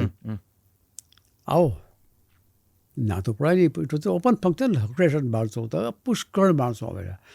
નીચે બેઠા હોય પહેલાં પગથિયા પર એટલા માણસો હતા. હું લોકપ્રિયતા મારી આવી કે સ્ટેજ પર આવું તો આવો, મને કંઈ બીક નથી. આવીને એણે એમ કહ્યું, એ પણ મારી પાસે રેકોર્ડેડ છે, કે રજનીકાંત પંડ્યાને મેં છેતરા બસ સાચી, પણ એમાંથી ગુજરાતી સાહિત્યને એક સારી નવલકથા બની ને ફોટો પણ છે. વાહ, એટલે મને તે સારું કામ થયું એમ કે. વાહ, આ બધું બહુ વિચિત્ર કે વાતો છે. તો સર, નવલકથાઓ, અદ્ભુત નવલકથાઓ, એટલી બધી અદ્ભુત વાર્તાઓ, કેટલા બધા વાર્તાઓના પુસ્તકોને એનું પાછું રીપ્રિન્ટ થયા કરે, રીપબ્લિશ થયા કરે. જીવન ચિત્રો અને ચરિત્રો તમે ઘણા લખ્યા. જો હું એમ પૂછું રજનીકુમાર પંડ્યાને કે આ બધા જ પ્રકારોમાં રજનીકુમાર પંડ્યાને શું લખવાની સૌથી વધારે મજા આવે છે? વાર્તા, નવલકથા કે જીવન ચિત્રો? વાર્તા. મને જે હોય છે ને નવલકથા, એ પણ બૃહદ વાર્તા જ હોય છે મારી દૃષ્ટિએ. પણ મને ફાવટ છે. હવે મારું જે એબડા આવે છે, મારી પોતાની અમુક ચોક્કસ પીરિયડની જીવનકથા, એ પણ જલસોમાં આવે છે. ઉર્વિશ કોટવાઈનો જલસો જે આવે છે, સાર્થક જલસો, સાર્થક જલસો, એમાં એક ચોક્કસ જિંદગીની મારી ઘટના છે. એનો શરૂઆત થાય છે 56-57ની અને પૂરી થશે 80-81માં. એટલા ચોક્કસ ગાળાની મારી જીવનની એક ઘટના છે, એ હું ત્યારે લખી રહ્યો છું. મારા હયાતીમાં પૂરી થાય તો સારું. એ શું કે થાય, 11 તો થઈ ગયા છે, બીજા 11 લખાય તો પતી જાય, એટલું જેવી સંભાવના છું. એટલે બેઝિકલી મજા આવે છે. કોઈ વસ્તુ લખી હોય ને, એ વાર્તાના સ્વરૂપમાં લખવાની મને બહુ ફાવટ છે, અથવા મને બહુ મજા આવે છે, એમ કહી શકાય. અને તમે અદ્ભુત વાર્તાઓ આપી છે. મને તો મારી તો ફેવરેટ હું કહું તો કંપન જરા જરા, મને એટલી બધી ગમે છે આ વાર્તા. અમે લોકો એને વાચિકમમાં પરફોર્મ કરીએ ત્યારે પણ મને એ વાંચવાની બહુ મજા આવે છે. તો એટલે આ વચ્ચે તમારા જીવન કવન વિશે, જ્યારે તમારા સર્જન વિશે વાત કરી રહ્યો છું, ત્યારે મને એમ થાય છે કે હું થોડુંક કોઈક એવા યુઝર માટે એવું એક નાનકડો લાભાલાભવાળી વાત પણ પૂછી લઉં. લગે હાથો આવો ચાન્સ મને ક્યારે મળશે કે વાર્તા લખવા માટેના કોઈ આટલા વર્ષોના તમારા અનુભવ પછી કોઈ એવી 3-4 ટિપ્સ, એવી કોઈ યુક્તિઓ, એવો કોઈ મુદ્દાસર તમે કંઈ કહી શકો કે જેને વાર્તા લખવી છે, જે નવા લોહિયાઓ લખવા માગે છે, કે જેમને વાર્તામાં રસ છે લખવામાં, એમને કંઈક જ્ઞાન મળે, કંઈક એમને ટીપ મળે, કોઈ કંઈક પથ મળે, એવું કંઈ જ્ઞાન આપવાથી વાર્તા લખવાનું શીખાતું નથી. અચ્છા, એને માટેને કોઈ ટેક્સ્ટ બુક નથી. વાર્તા એ કહે ને કુદરતી નૈસર્ગિક પ્રતિભા છે. આ કંપન જરા જરા તમે કહો, હું તો જાણતો જ નહોતો. અચાનક મને પત્ર આવ્યો દિલ્હીથી, નાટક મળે નેશનલ સ્કૂલ ઓફ ડ્રામામાંથી. હા, નેશનલ સ્કૂલ ઓફ ડ્રામાનો, કે તમારી વાર્તા મારા વિદ્યાર્થીઓએ પસંદ કરી. મારી વાર્તા હિન્દીમાં આવી છે. હિન્દીનું આપણે સાહિત્ય અકાદમીનું આવે છે મુખપત્ર, નામ ભૂલી ગયો શું છે અત્યારે, આ સાહિત્યનું નામ છે ભૂલી ગયો અત્યારે. એટલે એમાં લોકોએ વિદ્યાર્થીઓએ વાર્તા વાંચી હશે ને વિદ્યાર્થીઓએ કીધું છે એના બીવી કારંત, હા, કે આની પરથી મેં બનાવી. એટલે એનો મને કાગળ આવ્યો બોલ્યો ને મારી હાજરીમાં ભજવી. પણ મેં જોયું, મને પછી છેલ્લે પૂછ્યું લોકોએ, મારી સાથે વાર્તા ભજવી કંપન જરા, મને ગમતી વાર્તા છે, જેમ તમને ગમે છે મને પણ ગમતી. મારી બહુ જ પ્રિય વાર્તા. ઓહો, તમે મને પૂછો કે રજનીકુમાર પંડ્યાની એક વાર્તા તમારે આમ ચીંધવી હોય તો હું તો કંપન જરા જરા ઓલ ટાઈમ ફેવરેટ કહી દઉં. પછી ત્યારે છેલ્લે મને પૂછ્યું એ લોકોએ, કારણ કે પેલું એ લોકોએ ભજવણી કરી, મને પોતાના ખર્ચે ત્યાં બોલાવ્યો, પોતાના ગેસ્ટ તરીકે ત્યાં રાખ્યો, અને પછી મને છેલ્લે મારે આપવાનો પ્રતિભાવ, તો મને પૂછ્યું કે તમારું શું લાગે છે, આ ભાઈ ભજવણી કરી હવે, તમારો શું ઓપિનિયન છે? એટલે સ્વાભાવિક રીતે માણસ શું કરે, વખાણ કરે કે મને અહીં બોલાવો, ધન્ય થઈ ગયો ને આ બીજું. મને બહુ મજા આવી. પણ એક વસ્તુ કહું, તમે વાર્તા ભજવતા નથી, તમે નાટક ભજવો છો. તમે અડધું સ્વગતોક્તિ અને અડધું કોઈ પાત્ર ભજવે છે. તો વાર્તા અને નાટકને મિક્સ ન કરો. એટલે હું ભલે બોલાવ્યો, તમારા ખર્ચે હું આવ્યો છું, તમારા ગેસ્ટ તરીકે આવ્યો છું, મારે તમારું સારું જ બોલવું જોઈએ, પણ તોય પૂછું છું એટલે ફ્રેન્કલી કહું છું, મને બહુ સંતોષ થયો નથી. એટલા માટે થયો નથી કાં તમે વાર્તા ભજવો તો વાર્તા વાંચો જ જાહેરમાં. જોકે વાર્તા પણ વાંચી શકાતી નથી, વાર્તા વાંચવી જ પડે. વાંચો એટલે ચાંદ મરી જાય અડધો, પણ એ અડધો ચાંદ બચાવવો હોય તો પણ વાર્તાને ભજવો નહીં. પાત્રો આવે, પાત્રો ડાયલોગ બોલે, પછી અમુક જાય, અમુક તમે સીધું વર્ણન કરો, એટલે બધું ખીચડો થઈ જાય છે. અને હજી હું એમ જ માનું છું કે મારામાં વાર્તા તત્વ કુદરતી જ છે. મને કોઈ વર્ષ વાત તમે મને પૂછવું હોય, મને શરૂઆત મેં કરી તમે મને કુંતી વિશે, એટલે મેં વાર્તા માંડી. પછી જોયું કે તમને આ તો બહુ લાંબો લંબાઈ જશે, એટલે મેં ટૂંકાવી નાખ્યું. બાકી ત્યાં મારે ટૂંકાવવું પડ્યું એ મને ખબર છે. એ તો ઘણું હજુ એમાં હું 2 કલાક થાય વાર્તા કરતા, તોય કાંઈક રહી જાય, કાંઈક રહી ગયું લાગે. એટલે વાર્તાનું લેખન, વાર્તા પઠન એ બેમાં ફેર છે. વાર્તા લેખન એ જ મુખ્ય વસ્તુ છે. લખેલી વાર્તાને તમે વાંચી શકો છો, પણ બોલેલી વાર્તાને તમે લખી શકતા નથી. જે વાર્તા બોલે છે કોઈ, એ તમે સ્ક્રિપ્ટમાં લાવી શકતા નથી. ભલે તમે ટાઈપરાઇટર લઈને બેસો તો પણ. પણ જ્યારે વાર્તા લેખન છે, હમણાં જ મારી વાર્તા આવી એતજમાં, તમે આવે છે એતજ તમારે? હા, 50%, એનું નામ છે 50%. એ મને કહો કે તમે કહો છે, હું કહી જ શકું નહીં. બીજી વાર્તા મારી હમણાં આવી હતી,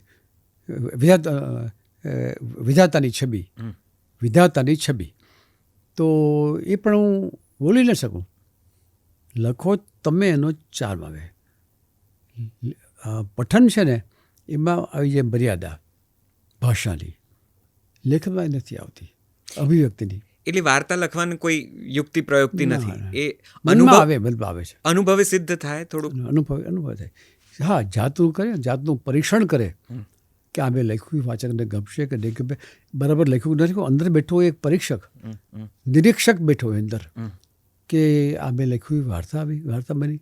ઘણીવાર ન ધારે હોય એવો ટર્ન આવે, એ તારા મગજને 7મા પાટણમાં પડ્યો હોય, અને પછી તમે જ્યારે થાય કે આવું મેં ક્યાં ધર્યું હતું, આવું ઉતરી આવ્યું, એ તમારા સુષુપ્ત મનમાં પડ્યો હોય છે, સુષુપ્ત સર્જનમાં પડ્યો હોય છે. કરેક્ટ. સર્જક જે હોય એ લખાવે છે. એટલે લખી શકાય વાર્તા, શીખવાડી શકાય ને. હા, પણ સારી વાર્તા તમે વાંચો તો તમને સૂજે ખરું એમાંથી. રાઈટ. હા, એટલે સરસ લખવા માટે વાંચન પોષક તત્વ છે. પોષક તત્વ. જી.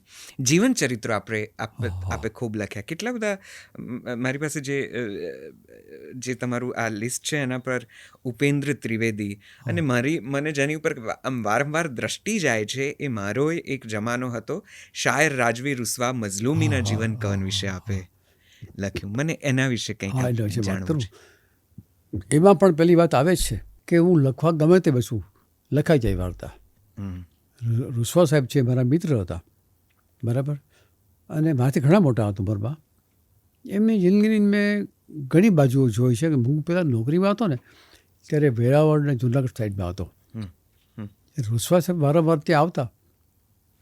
એનું વતન તો માંગરોળ, એનો દીકરો રાજકોટ કોલેજમાં પ્રિન્સિપાલ, પેલી રાજકુમાર કોલેજમાં. એટલે અવાજ આવે, અને અમુક સ્થિતિમાં ન કહેવાય એવી ઘટનાઓ પણ તેની જિંદગીમાં છે. એનો સાક્ષી બન્યો છું. પણ જ્યારે લખવા બેસું ને ત્યારે મારાથી વાર્તાત્મક સ્વરૂપમાં જ લખાઈ જાય છે. બરાબર છે. હું ઈચ્છું કે ન ઈચ્છું, એટલે જીવન ચરિત્ર પણ મારે વાર્તાત્મક સ્વરૂપમાં જ લઈને એટલે લોકપ્રિય થાય છે. અને હું એ જ કહેવા જતો હતો કે કદાચ એના લીધે જ એ એટલા બધા વારંવાર વાંચવા, કોકનું જીવન કવન નથી, આ એક વાર્તા જ છે, એક કાલ્પનિક તત્વ છે. એ બધું એમાંથી બહુ અપીલ કરે છે. બિલકુલ સાચી વાત છે. એટલે એ લોકપ્રિય પણ એટલા થયા. એ હું વાર્તા કરશું એટલે એવું બને છે. બરાબર. અને એ મારી કંટ્રોલની બાની વાત છે. સો મઝલૂમી સાહેબને, રૂસવા સાહેબને તમે ખૂબ રૂબરૂ મળીને? ખૂબ જ મળ્યો છું, ખૂબ જ મળ્યો. લખવાનું નક્કી તો પછી કર્યું, પણ સાથે અમે ભર્યા જે મોજ કરી છે. ખૂબ જ સરસ. સર, આટલા બધા જીવન ચરિત્રો લખ્યા, એમાં ઉપેન્દ્ર ત્રિવેદી આવી ગયા. પ્રોફેશનલ છે, અમુક તો પ્રોફેશનલ છે. હા, બરાબર. પણ હશે પૈસા લઈને લખ્યું હોય મેં ક્યારે. બરાબર. જેમ કે ત્યાં લખ્યું આફ્રિકામાં હા, હંસ પ્રકાશ, હા, I was invited two Africa. Right, મલાઈ મને આમંત્રણ આવ્યું રાઈટ.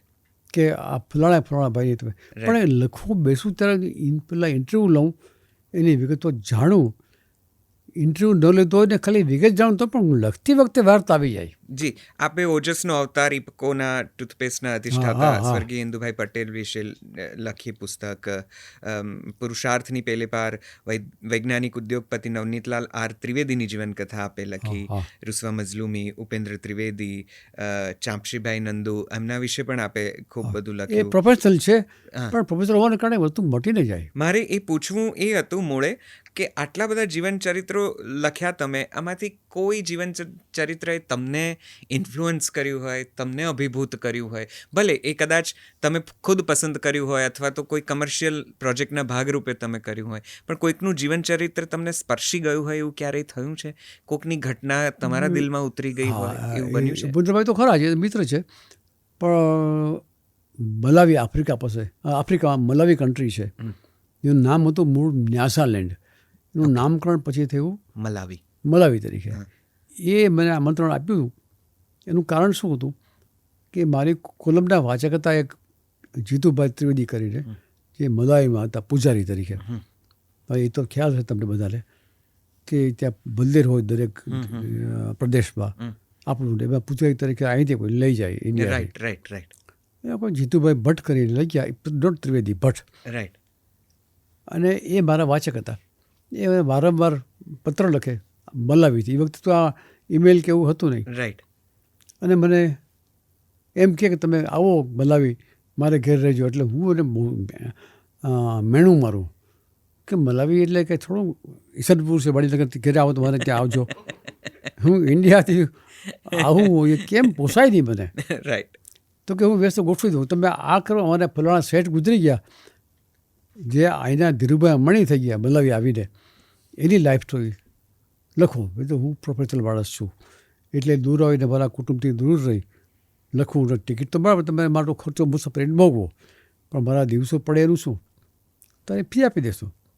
એટલે હું તમને કહેવા એ માગું છું નિષદભાઈ, કે ફી આપે એટલે એની વેલ્યુ ઘટી જવું નથી.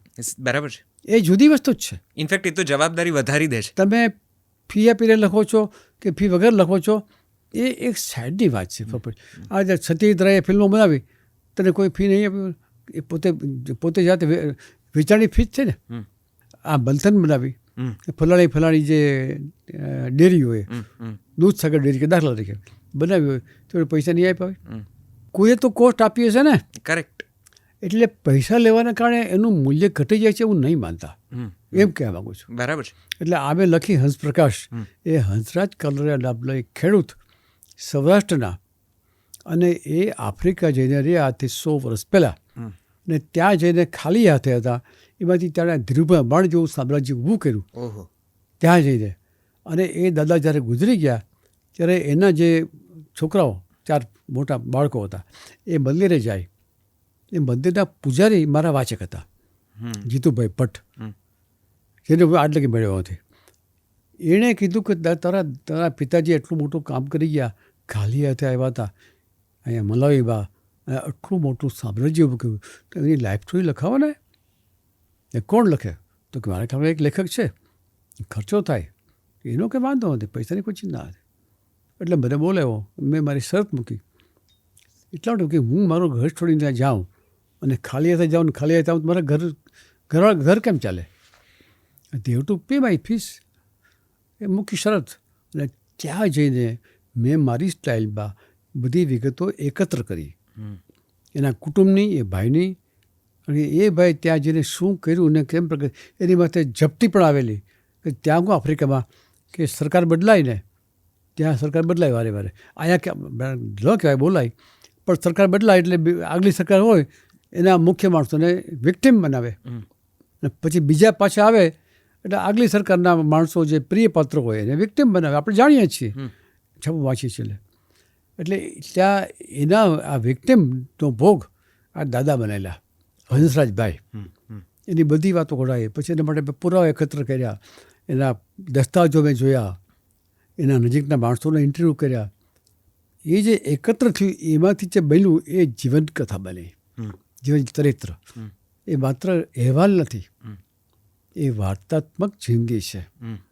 ફરી રિપીટ કરું, એ જીવન ચરિત્ર નથી, જીવન ચિત્ર ઝપકાર જેવું પણ નથી.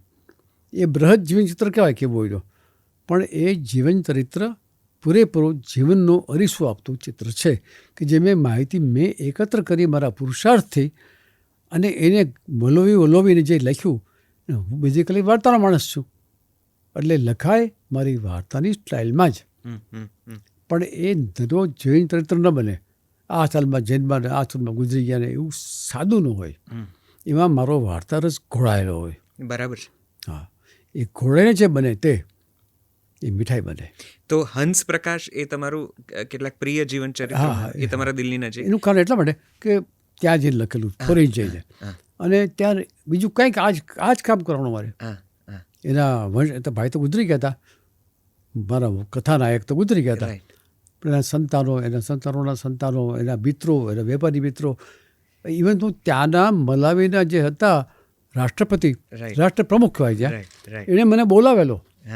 એ મારી પાસે ફોટોમાં છે. કરેક્ટ. કે તમે ગુજરાતથી આવો છો, તો ગુજરાતના એક માણસ આવીને અમારા દેશનો ઉદ્ધાર કર્યો, એના વિશે મારે કંઈક કહેવું છે. એણે મને બોલાવ્યો એના પોતાના રાજભવનમાં. મારી પાસે ફોટા પણ છે અને ટેપ પણ છે. એટલે મેં તો એકત્ર કરવામાં બાકી રાખી નથી. કોઈ કહી જાય એટલે માની જાવ એવું પણ નથી, અંદરથી ચકાસું. હવે રાષ્ટ્રપતિ મને જે પોતાના ઘરે ડિનર માટે બોલાવે મલાવીનો, એ ઓછી વાત છે, બહુ મોટી વાત છે. પણ ત્યાં ગયા પછી મેં ખાલી બેઠું જમ્યો નથી, એની પછી વાત કઢાવી છે. કરેક્ટ. મને રસ છે વાર્તા તત્વમાં, અને વાર્તામાં રસ છે. અને આ બધા સંપાદનો ખૂબ કર્યા છે તમે, ચિંતન નિબંધો પણ લખ્યા છે, સેવાના ઘણા બધા કામો કર્યા તમે, થ્રુ કોલમ્સ પણ કર્યા, અને તમારી અંતર્ગત ભાવના પણ થોડીક વધારે સેવાકીય પ્રવૃત્તિમાં રહી. ઘણી કરી. એનો કોઈ યાદગાર કિસ્સો કંઈ યાદ આવે છે? એનું આમ તો એટલા બધા છે કે કયો યાદ કરવો, કિસ્સે યાદ રાખવું, કિસ્સે ભૂલ જાઉં. પણ દાખલો મુનિ આશ્રમ, મુનિ સેવા આશ્રમ બહુ પ્રખ્યાત છે, બહુ મોટી સંસ્થા. રાઈટ. એના સ્થાપક હતા અનુબેન ઠક્કર. એ અનુબેન ઠક્કરે મને હતા આપણે જસ્ટિસ કેજી શાહ, બહુ પ્રખ્યાત, કરેક્ટ, નાણાવટી મંચમાં હતા. એ મારા બહુ સારા વાચક હતા. એ મને ત્યાં લઈ ગયેલા, વડોદરા પાસે મુનિ આશ્રમ છે, ગોરજ નામ, ગોરજ નામ છે, ગામ ગોરજ, અને વાઘોડિયા પાસે. અને લઈ ગયા, અને ત્યાં ગયા પછી મેં ડોલ પ્રોફેશનલી એક પૈસો લીધા વગર એના વિશે મેં બહુ લખ્યું.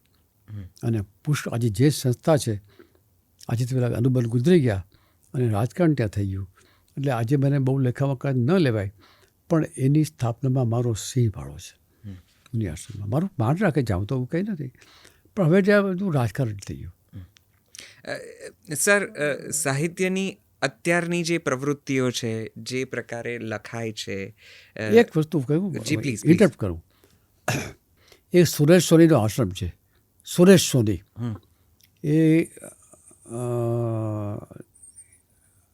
નિયર શામળાજી, મોડાસા પાસે આશ્રમ છે. સુરેશ સોની અને પત્ની છે ઇન્દિરાબેન સોની. કોઢનો રક્તપિત્તનો આશ્રમ છે. રક્તપિત્તનો આશ્રમ છે. એ મૂળ કથા મારી ઝબકારના ભાગ પહેલામાં છે જ, રાજેન્દ્રનગર કદાચ, રાજેન્દ્રનગર નામ છે, એક્ઝેક્ટલી. હવે એની વાત તો બહુ લાંબી છે, પણ એને મેં સાવ લખેલો જ્યારે જોડાયેલા હતા સંબંધિતમાં, ત્યારથી મેં લખેલું. એની આખી લાઈફ સ્ટોરી લખેલી સુરેશ સોનીની મેં.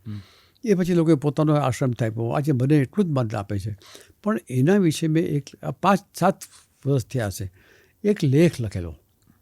આજે એની યાર મારા ગાઢ સંપર્ક છે સુરેશ સોની અને ઇન્દિરા સોની સાથે. હવે એ લેખનું હેડિંગ મેં એવું આપેલું, ભલે વર્ષો નહીં પણ વાદળ તો બાંધો. આ મેં હેડિંગ લખેલો. અને એક લખેલો મેં લેખ, કામધેનુની આંખમાં આંસુ. આ જોરદાર વસ્તુ હતી. એ વાંચીને મોરબીના એક શિક્ષક, ચંદુભાઈ દલસાણી નામનો એક શિક્ષક પ્રાથમિક શાળામાં, એને આ શીર્ષક એટલું અપીલ કરી ગયું કે એની લેખની ઝેરોસ કરાવી અને લોકોને આપે. મોટા ત્યાં બધી ફેક્ટરીઓ બહુ છે ટાઇલ્સની, કારખાના ટાઇલ્સના, બધાને વેચે, સ્કૂલોમાં વેચે, સારી વેપારી પેઢીઓ હોય ત્યાં આપે. અને આજ સુધીમાં એણે 20 કરોડ રૂપિયા એકઠા કરીએ ભાઈ લેખને આધારે. ઓહો 20 કે 5-6 કરોડ જે હોય તે કરોડથી ઉપર તો છે જ. જી જી જી. હજી મને પત્ર લખે છે, એ લેખને યાદ કરે છે કે તમારા એક લેખને કારણે આટલા રૂપિયા મેં એકઠા કર્યા. મેં કર્યા નથી, મેં તો લેખ લખી નાખ્યો, મેં કોઈ કીધું નથી પૈસા આપવાનું. પણ આમાં ઈશારો છે, વર્ષો નહીં પણ વાદળ તો બાંધો. એટલે કોઈ પૈસા ના આપો તો બીજાને તો તમે કહો કે આપો, તમે પોતે ના આપો, તમારી શક્તિ નથી. મેં કોઈને પૈસો આપ્યો નહીં હોય પણ બીજાને મેં પ્રેર્યા હશે આપવાને માટે, તો એ વાદળ બાંધ્યું કહેવાય ને. જી કરેક્ટ કરેક્ટ. એટલે આજે પણ એ માણસનો પત્ર મને આવે છે. એનું નામ ચંદુભાઈ દલસાણિયા, પ્રાથમિક શાળામાં શિક્ષક છે, હમણાં રિટાયર થયા છે. પણ 20 કરોડ જેવા લોકોને કહે છે કે 20 કરોડ 5 કરોડ જે હોય તે, પણ કરોડ રૂપિયા એકઠા કર્યા છે. અને બને પછી એ માણસ માહિતગાર રાખે, તમારા લેખથી આટલા રૂપિયા એકઠા થયા. એટલે મેં તો ખાલી લેખ કરીને છૂટી ગયો, મારું કામ પૂરું થઈ ગયું. સર, તમારા અનુભવો મને આ પ્રશ્ન પૂછવા માટે આમ જરા વધારે મજબૂર કરે છે કે શું લાગે છે આપને, આપના અનુભવો, અને આપની પાસે તો એવા ઘણા બધા દાખલા ઉદાહરણો છે, આપનું સર્જન એ તરફનું રહ્યું છે. સમાજ જીવનને પુસ્તકો વધારે અસર કરે છે કે કટાર, કોલમ? કોલમમાંથી પુસ્તકો થાય જ પાછળથી. કટાર કે પહેલાં તો કટાર પહોંચે. લોકપ્રિય વધારે શું છે, કોલમ્સ કે પુસ્તકો? એવું કંઈ કોલમમાંથી પુસ્તકો બને છે. કોલમ પણ અસર. હમણાં એક કોરોના વખતે મારા એક મિત્ર હતા ઈશ્વર પટેલ કરીને, એ મને પુષ્પદા છે ને એના નાયક. અચ્છા. હા, એ હતા અમેરિકા, પછી ઇન્ડિયા આવી ગયેલા. અને એને ત્યાં એક છોકરી ભણે, બ્લાઇન્ડ છોકરી, હિના રાઠી નામે, તો નામ પણ દઉં તમને. યુવાન છોકરી હતી, 20-25 આસપાસ, 2 આંખે આધરી હતી. હવે ઈશ્વર પટેલ મારા હતા મિત્ર, એને રાખે, સાચવે, એનો ખર્ચો ભોગવે ભણતરનો. છોકરી પરીક્ષા આપે, જીપીએસસી સુધીની પરીક્ષા આપે. હવે કોરોના વખતે ઈશ્વર પટેલ તો ગુજરી ગયા. એટલે આ બાઈ થઈ ગઈ, છોકરી થઈ ગઈ નિરાધાર. હવે મારે શું કરવું? આ દાદા હતા, એ તો રાખતા હતા, મારો ખર્ચો કરતો હતા, મને કોઈ ચિંતા નહોતી. આ દાદાને વાઈફ તો ગુજરી ગયા છે, દાદાના છોકરાઓ તો ત્યાં છે, અમેરિકા છે. હવે આ મકાન મારે ખાલી કરવું પડશે. આ ફ્લેટ દાદાએ રાખ્યો છે એ મારે ખાલી કરવો પડશે. હું ક્યાં જઈશ? મારા પીઓ કોણ આપશે? એટલે એ બેન મને મળવા આવી, કારણ કે હું જતો ઈશ્વરભાઈ ત્યાં, એટલે મને ઓળખે કે ઈશ્વર પટેલના મિત્ર છે. કે દાદા હું શું કરું, શું થયું બેટા? તો કે દાદા તો ગુજરી ગયા, હવે મારું કોઈ નહીં. રડે મારી પાસે. એટલે મેં એમને કહ્યું છોકરીને કે બેટા હવે હું કોલમ લખતો નથી, લખું છું ચટર પટર થોડી ઘણી, પણ મારી ઉંમર થઈને બહુ લખતો નથી કોલમનો. મેઇન જે છાપા છે ગુજરાત સમાચાર કે ભાસ્કરમાં તો લખતો જ નથી. કાંઈક કરો ને. એટલે મેં એક લેખ લખ્યો ફેસબુક પર, અને એ લેખ લખ્યા પછી 1 મહિના અને 3 લાખ રૂપિયા આવી ગયા. એનો જે પ્રશ્ન હતો ઈશ્વર પટેલ વિશેનો, ઈશ્વરભાઈ ગુજરી ગયા પછી મારું શું થશે એ ચિંતા હતી, એ ચિંતા આખી સોલ્વ થઈ ગઈ.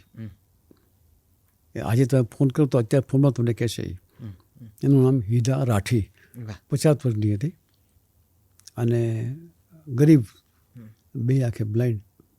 હજી પણ ફોન આવે મારા પર. એટલે કોલમ, એટલે લખેલી કોલમ નહીં, આમાં આવ્યું ને ફેસબુક પર, એથી પણ મોટું કામ થાય છે. Correct correct. એ કોલમ જ છે ને એક જાતની. એટલે ખરેખર બહુ નિસ્બત સાથે અને બહુ સરસ રીતે લખાયેલું લગભગ પુસ્તક હોય કે કોલમ હોય કે ફેસબુક પર હોય, પહોંચે છે અને એની જગ્યા કરી લે છે. આ તમે બહુ સરસ શબ્દ આપ્યો, બરાબર એમ નિસ્બત સાથે. જી, બહુ સરસ શબ્દ છે તમારો. જી.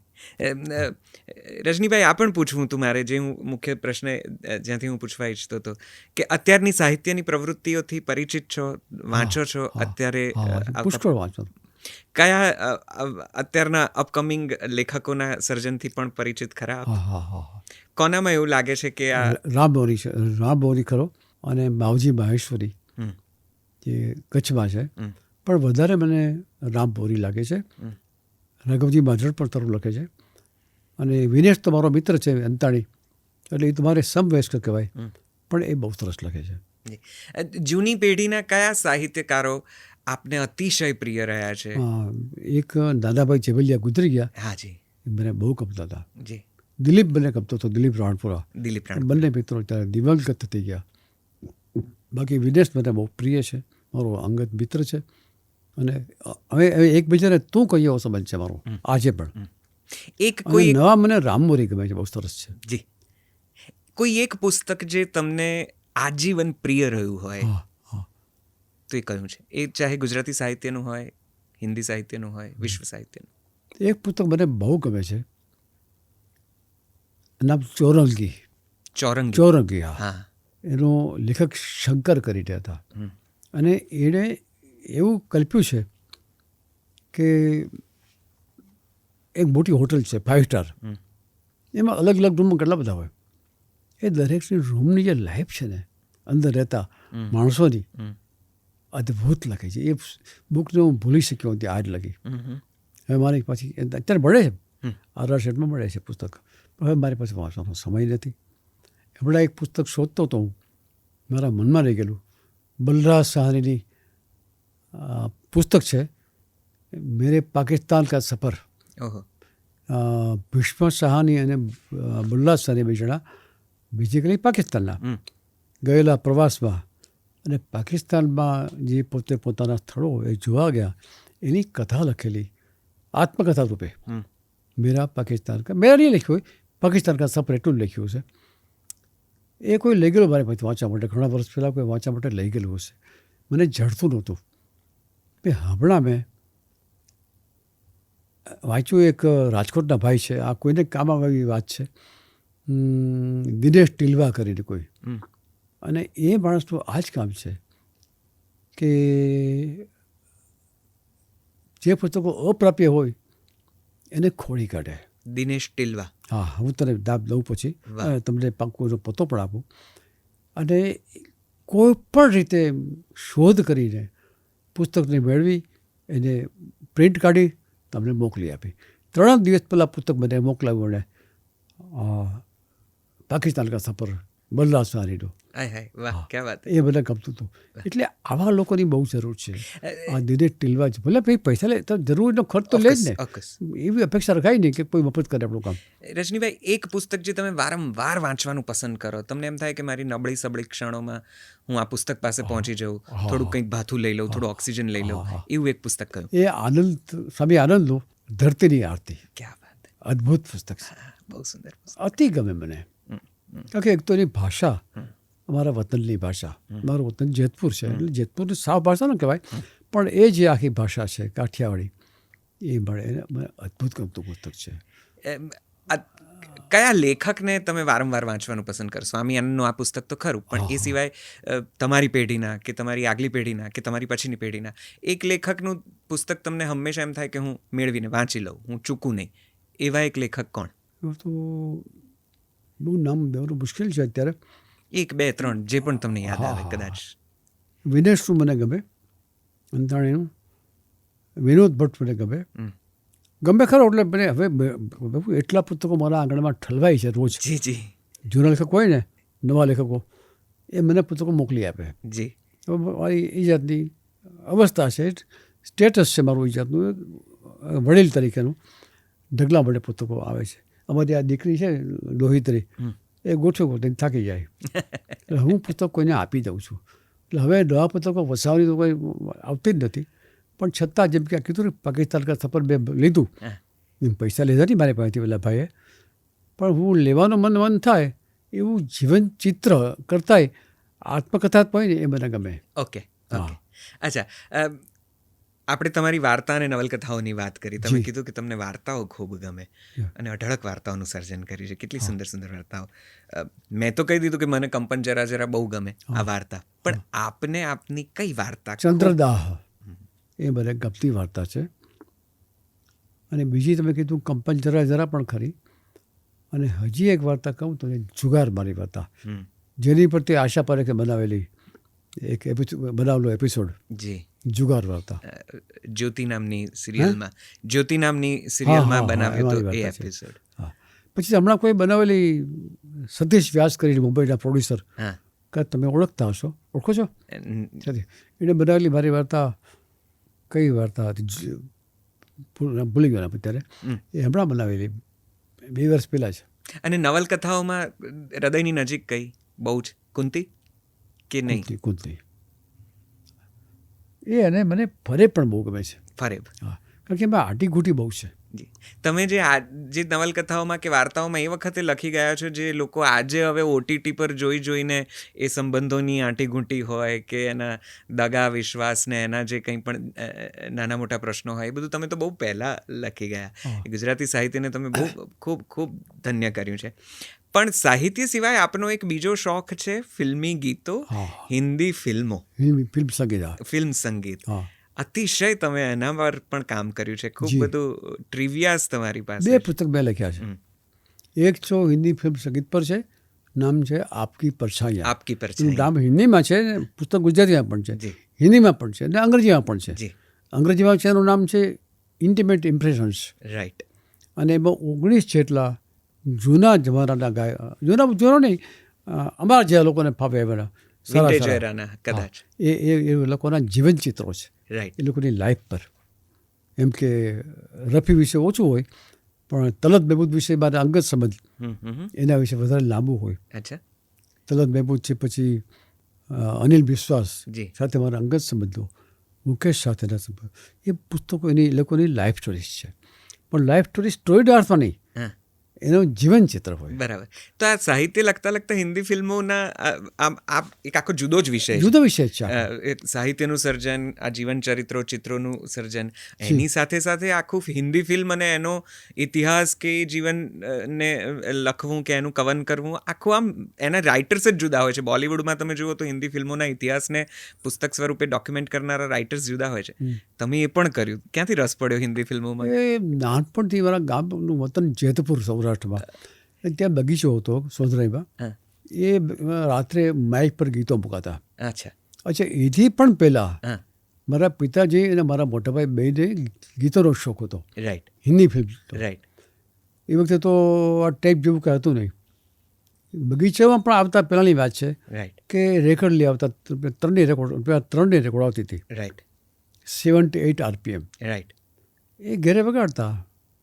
78 RPMની રેકોર્ડો આવતી, એટલે એમાં લાગી ગયો. પણ એના સાહિત્યનો કોઈ સંબંધ નથી. બિલકુલ નથી. પણ તમે ખૂબ લખ્યું. હા. કોઈ ફિલ્મ તમને યાદ રહી? મારી જે પુસ્તક, વચ્ચે ઇન્ટરપ્ટ કરું, માફ કરજો, નામ છે ફિલ્માકાશ, મારું પુસ્તક. એ કુમારમાં લેખમાળા આવતી, જેને કુમાર ચંદ્રક મળ્યો, એ લેખમાળા. એમાં 1931થી શરૂ કરી 1942 સુધીની ફિલ્મો વિશે બહુ ડિટેલમાં હિસ્ટ્રી છે. બહુ જ ડિટેલમાં. આ બધા પુસ્તકો પ્રાપ્ય છે છે ને? ખૂબ જ અવલગ. અરે વાહ. તો અમે જ સૌથી પહેલા મેળવી લઈશું, થોડું વધારે અભ્યાસ કરવા. અમે પહેલું મેળવી લઈશું એને. કઈ ફિલ્મ તમને બહુ ગમે? કયા સંગીતકાર બહુ ગમે? કયા ગાયક બહુ ગમે? અમને ગાયક તલત મહેમૂદ બહુ ગમે. અને નોન ફિલ્મી કહેતા હો, નોન ફિલ્મી ગાયક એમાં જગમોહન અને હેમંત કુમાર મને ગમે. જગમોહન તો મારે ઘરે રહ્યા 18 વર્ષ. તમે જાણો છો, બહુ ડિટેલ બધી અમારી વાતો ખૂટે છે નહીં, તમને કંઈ નહીં પડે. એટલે તો હું પેલા એકાક્ષરી પ્રશ્નો ઉપર આવી ગયો કે હું શેના વિશે આટલું બધું પૂછું, શું બોલું. એટલે જગમોહન મારે ત્યાં 18 વર્ષ, હવે મારે ત્યાં આશરો આપ્યો તો નહીં કહું, શબ્દ ખરાબ લાગે, મારે ત્યાં રાખ્યા એમને. એના સંતાન જોડે ભણતું હતું, મારે ત્યાં રાખ્યા. એવી રીતે તલત મહેમૂદ સાથે અમારા સંબંધો ઊભા થયા, વધારે સારા. અને તલત મહેમૂદ અને જગમોહન પાછા 2 જૂના મિત્રો, એટલે 2 તમને ગમે એ વાત કરું, એ 2ની મુલાકાત મેં કરાવી, એની વિડીયો મેં ઉતારી. અચ્છા. હા, એ 2ની મુલાકાત. તલત મહેમૂદ બીમાર હતા અને એ જ્યારે હતા બાંદ્રામાં, ત્યારે જગમોહનના એની જોડેના સંભાળના કલકત્તાના ન્યૂ થિયેટર્સના જગમોહન મારે ત્યારે ત્યારે મને ખબર પડી કે તલત સાથે એના સંબંધો ગાઢ હતા. એટલે એકવાર જ્યારે મારા જવાનું થયું મુંબઈ, ત્યારે એમને મારી જોડે લઈ ગયો, જગમોહન દાદાને. અને જગમોહન દાદાને લઈ ગયો ને એને કીધું કે આપણે તમારા જૂના મિત્રને મળીએ. કોણ? તલત મેં બોલે કે वो तुम्हारा दोस्त है, चलो हम उनके घर चलते हैं. પછી મને થયું ભાઈ કે એ 2 દિગ્ગજોની મુલાકાત થાય, એની વિડીયો બનાવવી જોઈએ. અને બનાવી. એટલે તલત મહેમૂદ અને જગમોહન એકબીજાને વળગીને ગાય છે, એ વિડીયો મારી પાસે છે. ક્યાં વાત હે. Very rare. So Talat Mahmood બહુ ગમે. હા, ફિલ્મો કઈ ફિલ્મ અતિશય દેવદાસ ભુલાઈ હતી જૂનું. જૂનું દિલીપ એટલે કુમાર નહીં, સાયકલ વાળું નહીં, દિલીપ કુમાર વાળું. દિલીપ કુમાર વાળું. હા, બિમલ રોયનું જો હું ભૂલ ના બિમલ કરતો હોઉં તો. હા. એ અને અને બીજું સાહેબ બીર ગુલામ પણ ગમે. સાહેબ બીવી ઓર ગુલામ. પણ વધારે મને આને માટે લગાવ બહુ. એનું વાર્તા તો એની જ છે, પણ જે છે ને આખું ટેકિંગ એનું હમ. એ અદ્ભુત છે. બિમલ રોયનું ટેકિંગ જી બિમલ રોયનું ટેગ. અદ્ભુત છે. વૈજયંતી માલા અને હા હા. મુનમુન સેનના દાદી. નાનપણમાં બેબી રાજ છે, જી એમાં નાના પલસીકર છે, જી, નાનપણમાં જી. મોતીલાલ છે. યસ. કોઈ એક ગીત જે બહુ જ પ્રિય હોય એ સમયનું યાદ આવે છે? તલત મહેમૂદનું ગીત છે એમાં દિદાસમાં, મિતવા નહીં આયે. હમ. એ તો બહુ એમાં વાજે એમાં એમાં એમાં તાલ છે જ નહીં, હમ. એટલે કે રિધમ છે જ નહીં. હમ. પણ બહુ સરસ ગમતું ગીત, પણ બહુ ધીમું ગીત છે. બાકી તો મને હિંમત કૌરના મ્યુઝિક આપેલા ગીતો બહુ ગમે. હા, હા. એને મ્યુઝિકવાળા ગીતો આમાં તો છે જ. બર્મનના ગીતો મને બહુ ગમે, Right. ગાઈડના ગીતો મને ગમે. ગાઈડના બધા નહીં કહું, પણ અમુક તો બહુ ગમે મને. અચ્છા. હા, એમાં બર્મનનું મને શંકર જયકિશન માટે બહુ માન. હા. હું તો જયકિશનને અને કોઈ લખ્યો તે એવું મેં લખ્યો છે. આમાં છે આપકી પરછાયામાં ખ્યાલ હોય તો. હા. જયકિશનને ગામ જઈને મેં આખી રિસર્ચ કરી હોય એમના વિશે. એ પુસ્તકમાં છે આપકી પરછાયામાં, જી જી. ગુજરાતી પુસ્તકમાં. હા, જય કિશન મૂળ ગુજરાતી. ગુજરાતી, હા. દક્ષિણ ગુજરાત. જી જી. રજનીભાઈ, અત્યારની સાહિત્ય પ્રવૃત્તિઓ જે થાય છે એનાથી સંતુષ્ટ છો? અત્યારના સાહિત્ય, ગુજરાતી સાહિત્ય, જી. એના વાચકો, એનું એનું એનું એમાં જે રીતે લખાઈ રહ્યું છે, અનુભવી આંખ તરીકે કઈ રીતે જુઓ છો? મને લાગે છે કે ગુજરાત સાહિત્ય અકાદમી જે કરે છે ને એ બહુ સરસ કામ કરે છે. લોકો વિરોધ કરે સાહિત્ય પરિષદ સામે એને મૂકીને, પણ બે અલગ વસ્તુ જ છે. સાહિત્ય પરિષદ છે એ લોકશાહી સંસ્થા છે, આ સરકાર હશે છે. પણ બે હોય તો વાંધો શું છે? સરકાર તરફથી એક ખાતું મારીને ચાલો ને. બસ એ પણ શાયદ આ મારો અંગત મત છે, તમે કાંઈ નિરાશમત ના પણ હો, પણ એ શાયદ તો હોવી જોઈએ એવો આગ્રહ શા માટે? એ થોડો આની હરીફ છે પરિષદની. એક જ સંસ્થાની છૂટ હોય આપણા સાહિત્યમાં તો ભલે પરિષદ નથી, પણ જ્યારે બે સંસ્થાની છૂટ અને એક સંસ્થા સરકારના આધારે કામ કરે છે, એ બધી પુષ્કળ ફંડ મેળવે છે અને લોકોને પુસ્તકો બહાર પડી અને 50% ડિસ્કાઉન્ટથી આપે છે, તો એમાં વાંધો શા માટે હોવો જોઈએ? બાકી બીજી એક મને તકલીફ તને કહું કે સાહિત્યનો ઉપકારક એવી પ્રવૃત્તિઓ થાય છે કે શિબિર કરે છે. શિબિર 3 દિનની કરે, ઘણીવાર તો 1 જ દિવસની કરે. 3 દિવસમાં શું થાય? એક દિવસ તો હળવા માળમાં રજિસ્ટ્રેશનમાં જાય, હેલો હાઈમાં જાય, થોડું ઘણું કરો, બીજે દી પડે તો બધા આવજો મોડમાં હોય. મેં પોતે ચલાવેલી શિબિર ગુજરાત રાજ્ય તરફથી 1991માં, એમાં 20 જેટલા આવેલા નવા વાર્તાકારો, અને એમાંથી 2-3 જણા તો બહુ મોટું નામ છે. માવજી માહેશ્વરી, રાઘવજી બાદળ, બીજા પણ બિપિન. આ લોકો જે આવેલા અને એ લોકોને મેં અઠવાડિયા લગી શિક્ષણ આપેલું, નર્મદા કિનારે ચાંદીમાં બેઠા પણ. એમાંથી સારા વાર્તાકારો બહાર આવ્યા. અઠવાડિયે જે કરે છે 3 દિવસની મંજૂરી છે કે તમે 3 દિવસમાં શું કરો? એક દી આવજોમાં જાય, એક દી આવવામાં જાય, એક દિવસ તમે શું કરો? કંઈ થાય નહીં. એટલે એ નિષ્ફળ છે. મારે નામ ન લેવું જોઈએ, પણ મધુરાયભાઈ કરે છે બબલા, એનો હેતુ સારા વાર્તાકારોને આપવાનો. આજે 11 વર્ષ થયા, એક પણ સારો વાર્તાકાર આવ્યો? એમાંથી લાભ લઈને વાર્તાકારી વાત કરું છું. વાચકો ઘણા હશે. એના કરતાં અમારા જમાનામાં સવિતા હતું, નવચેતન હતું, અશોકનું ચાંદની હતું. એના પત્રો મેં સાચવા છે, મારી પાસે સ્કેન કરેલા છે.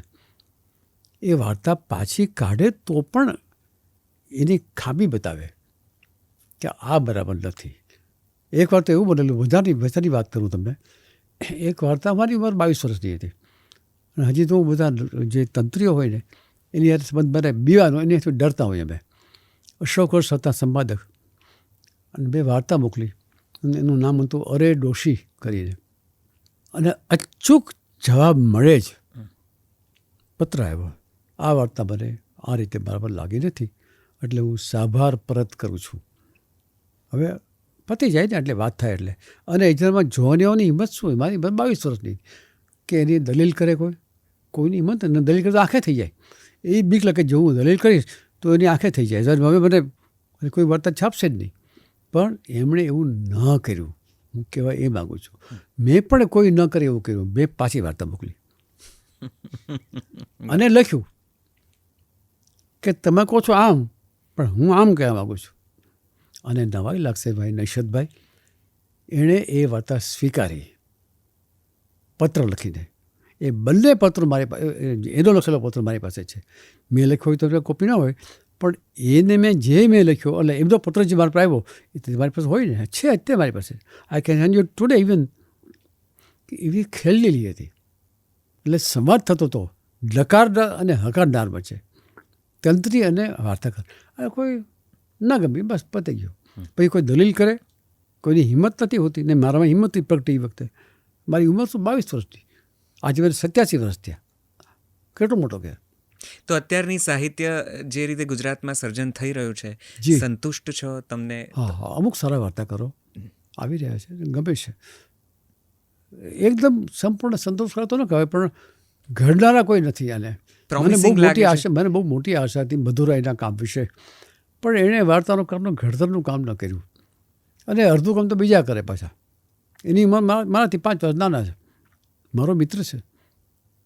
10 વર્ષ મેં જયારે જોડાયેલો હતો ત્યારે હું પછી બધું એની જોડે હું જોડાયેલો હતો અમુક કામ માટે. હું જૂના જમાનાની વાર્તાઓ આપતો હતો, અતીત રાગ કરીને. જૂના જમાનાની વાર્તાઓ પસંદ કરી એ મોટા ફોટો મૂકું, એ વાર્તાની વિશેષતા હું લખતો. પણ અમુક મારા અંગત સંબંધોને કારણે કંઈક મેં બંધ કર્યું. 10 વર્ષ ચલાવ્યું હતું એ કોલમ મેં. પણ વાર્તા કરવાનું ઘડતર થાય એવું કંઈ બનતું નથી. એક આવે છે મેગેઝિન વારે વા કરીને, પણ હું એની વાર્તાઓ જે આવે છે એનાથી સંપૂર્ણ સંતુષ્ટ નથી. ગુજરાતી વાચકોની નિસ્બત કે પ્રીતિ વિશે હવે આપને શું લાગે છે? તમને લાગે છે ચાંદાના મળતો છે, સમજે છે. હા, પણ કવિતાનો એટલો મોટો જબરદસ્ત પ્રવાહ છે કે આને નોંધી નાખે છે. અચ્છા, રોકડીયો પાર્ક. અને એમાંય ફેસબુક ને એમાંય આવે ફેસબુકમાં એ લોકો રાજી થાય છપાય એટલે. ચિરંજીવ રહે ને એવું કશું નથી હોતું. વાર્તાકાર તરીકે માણસ સ્થાપિત થઈ જાય એવા કોઈ વાર્તાકાર દેખાતા નથી. એકબીજાના લાગે છે. અત્યારના ગુજરાતી સાહિત્યકારોને કંઈ કહેવું છે? વાંચો અને તમારા મનમાં જે પડ્યું છે એને સહજ રીતે બહાર આવવા દો. કોઈની કોપી ન કરો. પણ સારી વાર્તા કોને કહેવાય એ જાણો, એ સમજો, પણ એને ફોલો ન કરો. મૂલ્યાંકન રાખો તારા બલમાં કે આની વાર્તા સારી શા માટે, એમાંથી પ્રેરણા લ્યો. પણ એની ધાટી ઉપર એના જ પગલે ચાલો એવું ન કરો. હું એ જ કહેવા માગું છું. રજનીભાઈ, કદાચ આ સવાલ સાથે હું આપણો આટલો લાંબો સંવાદ પૂરો કરવા માંગીશ. એક છેલ્લો સવાલ મારે પૂછવો છે. ચોક્કસ.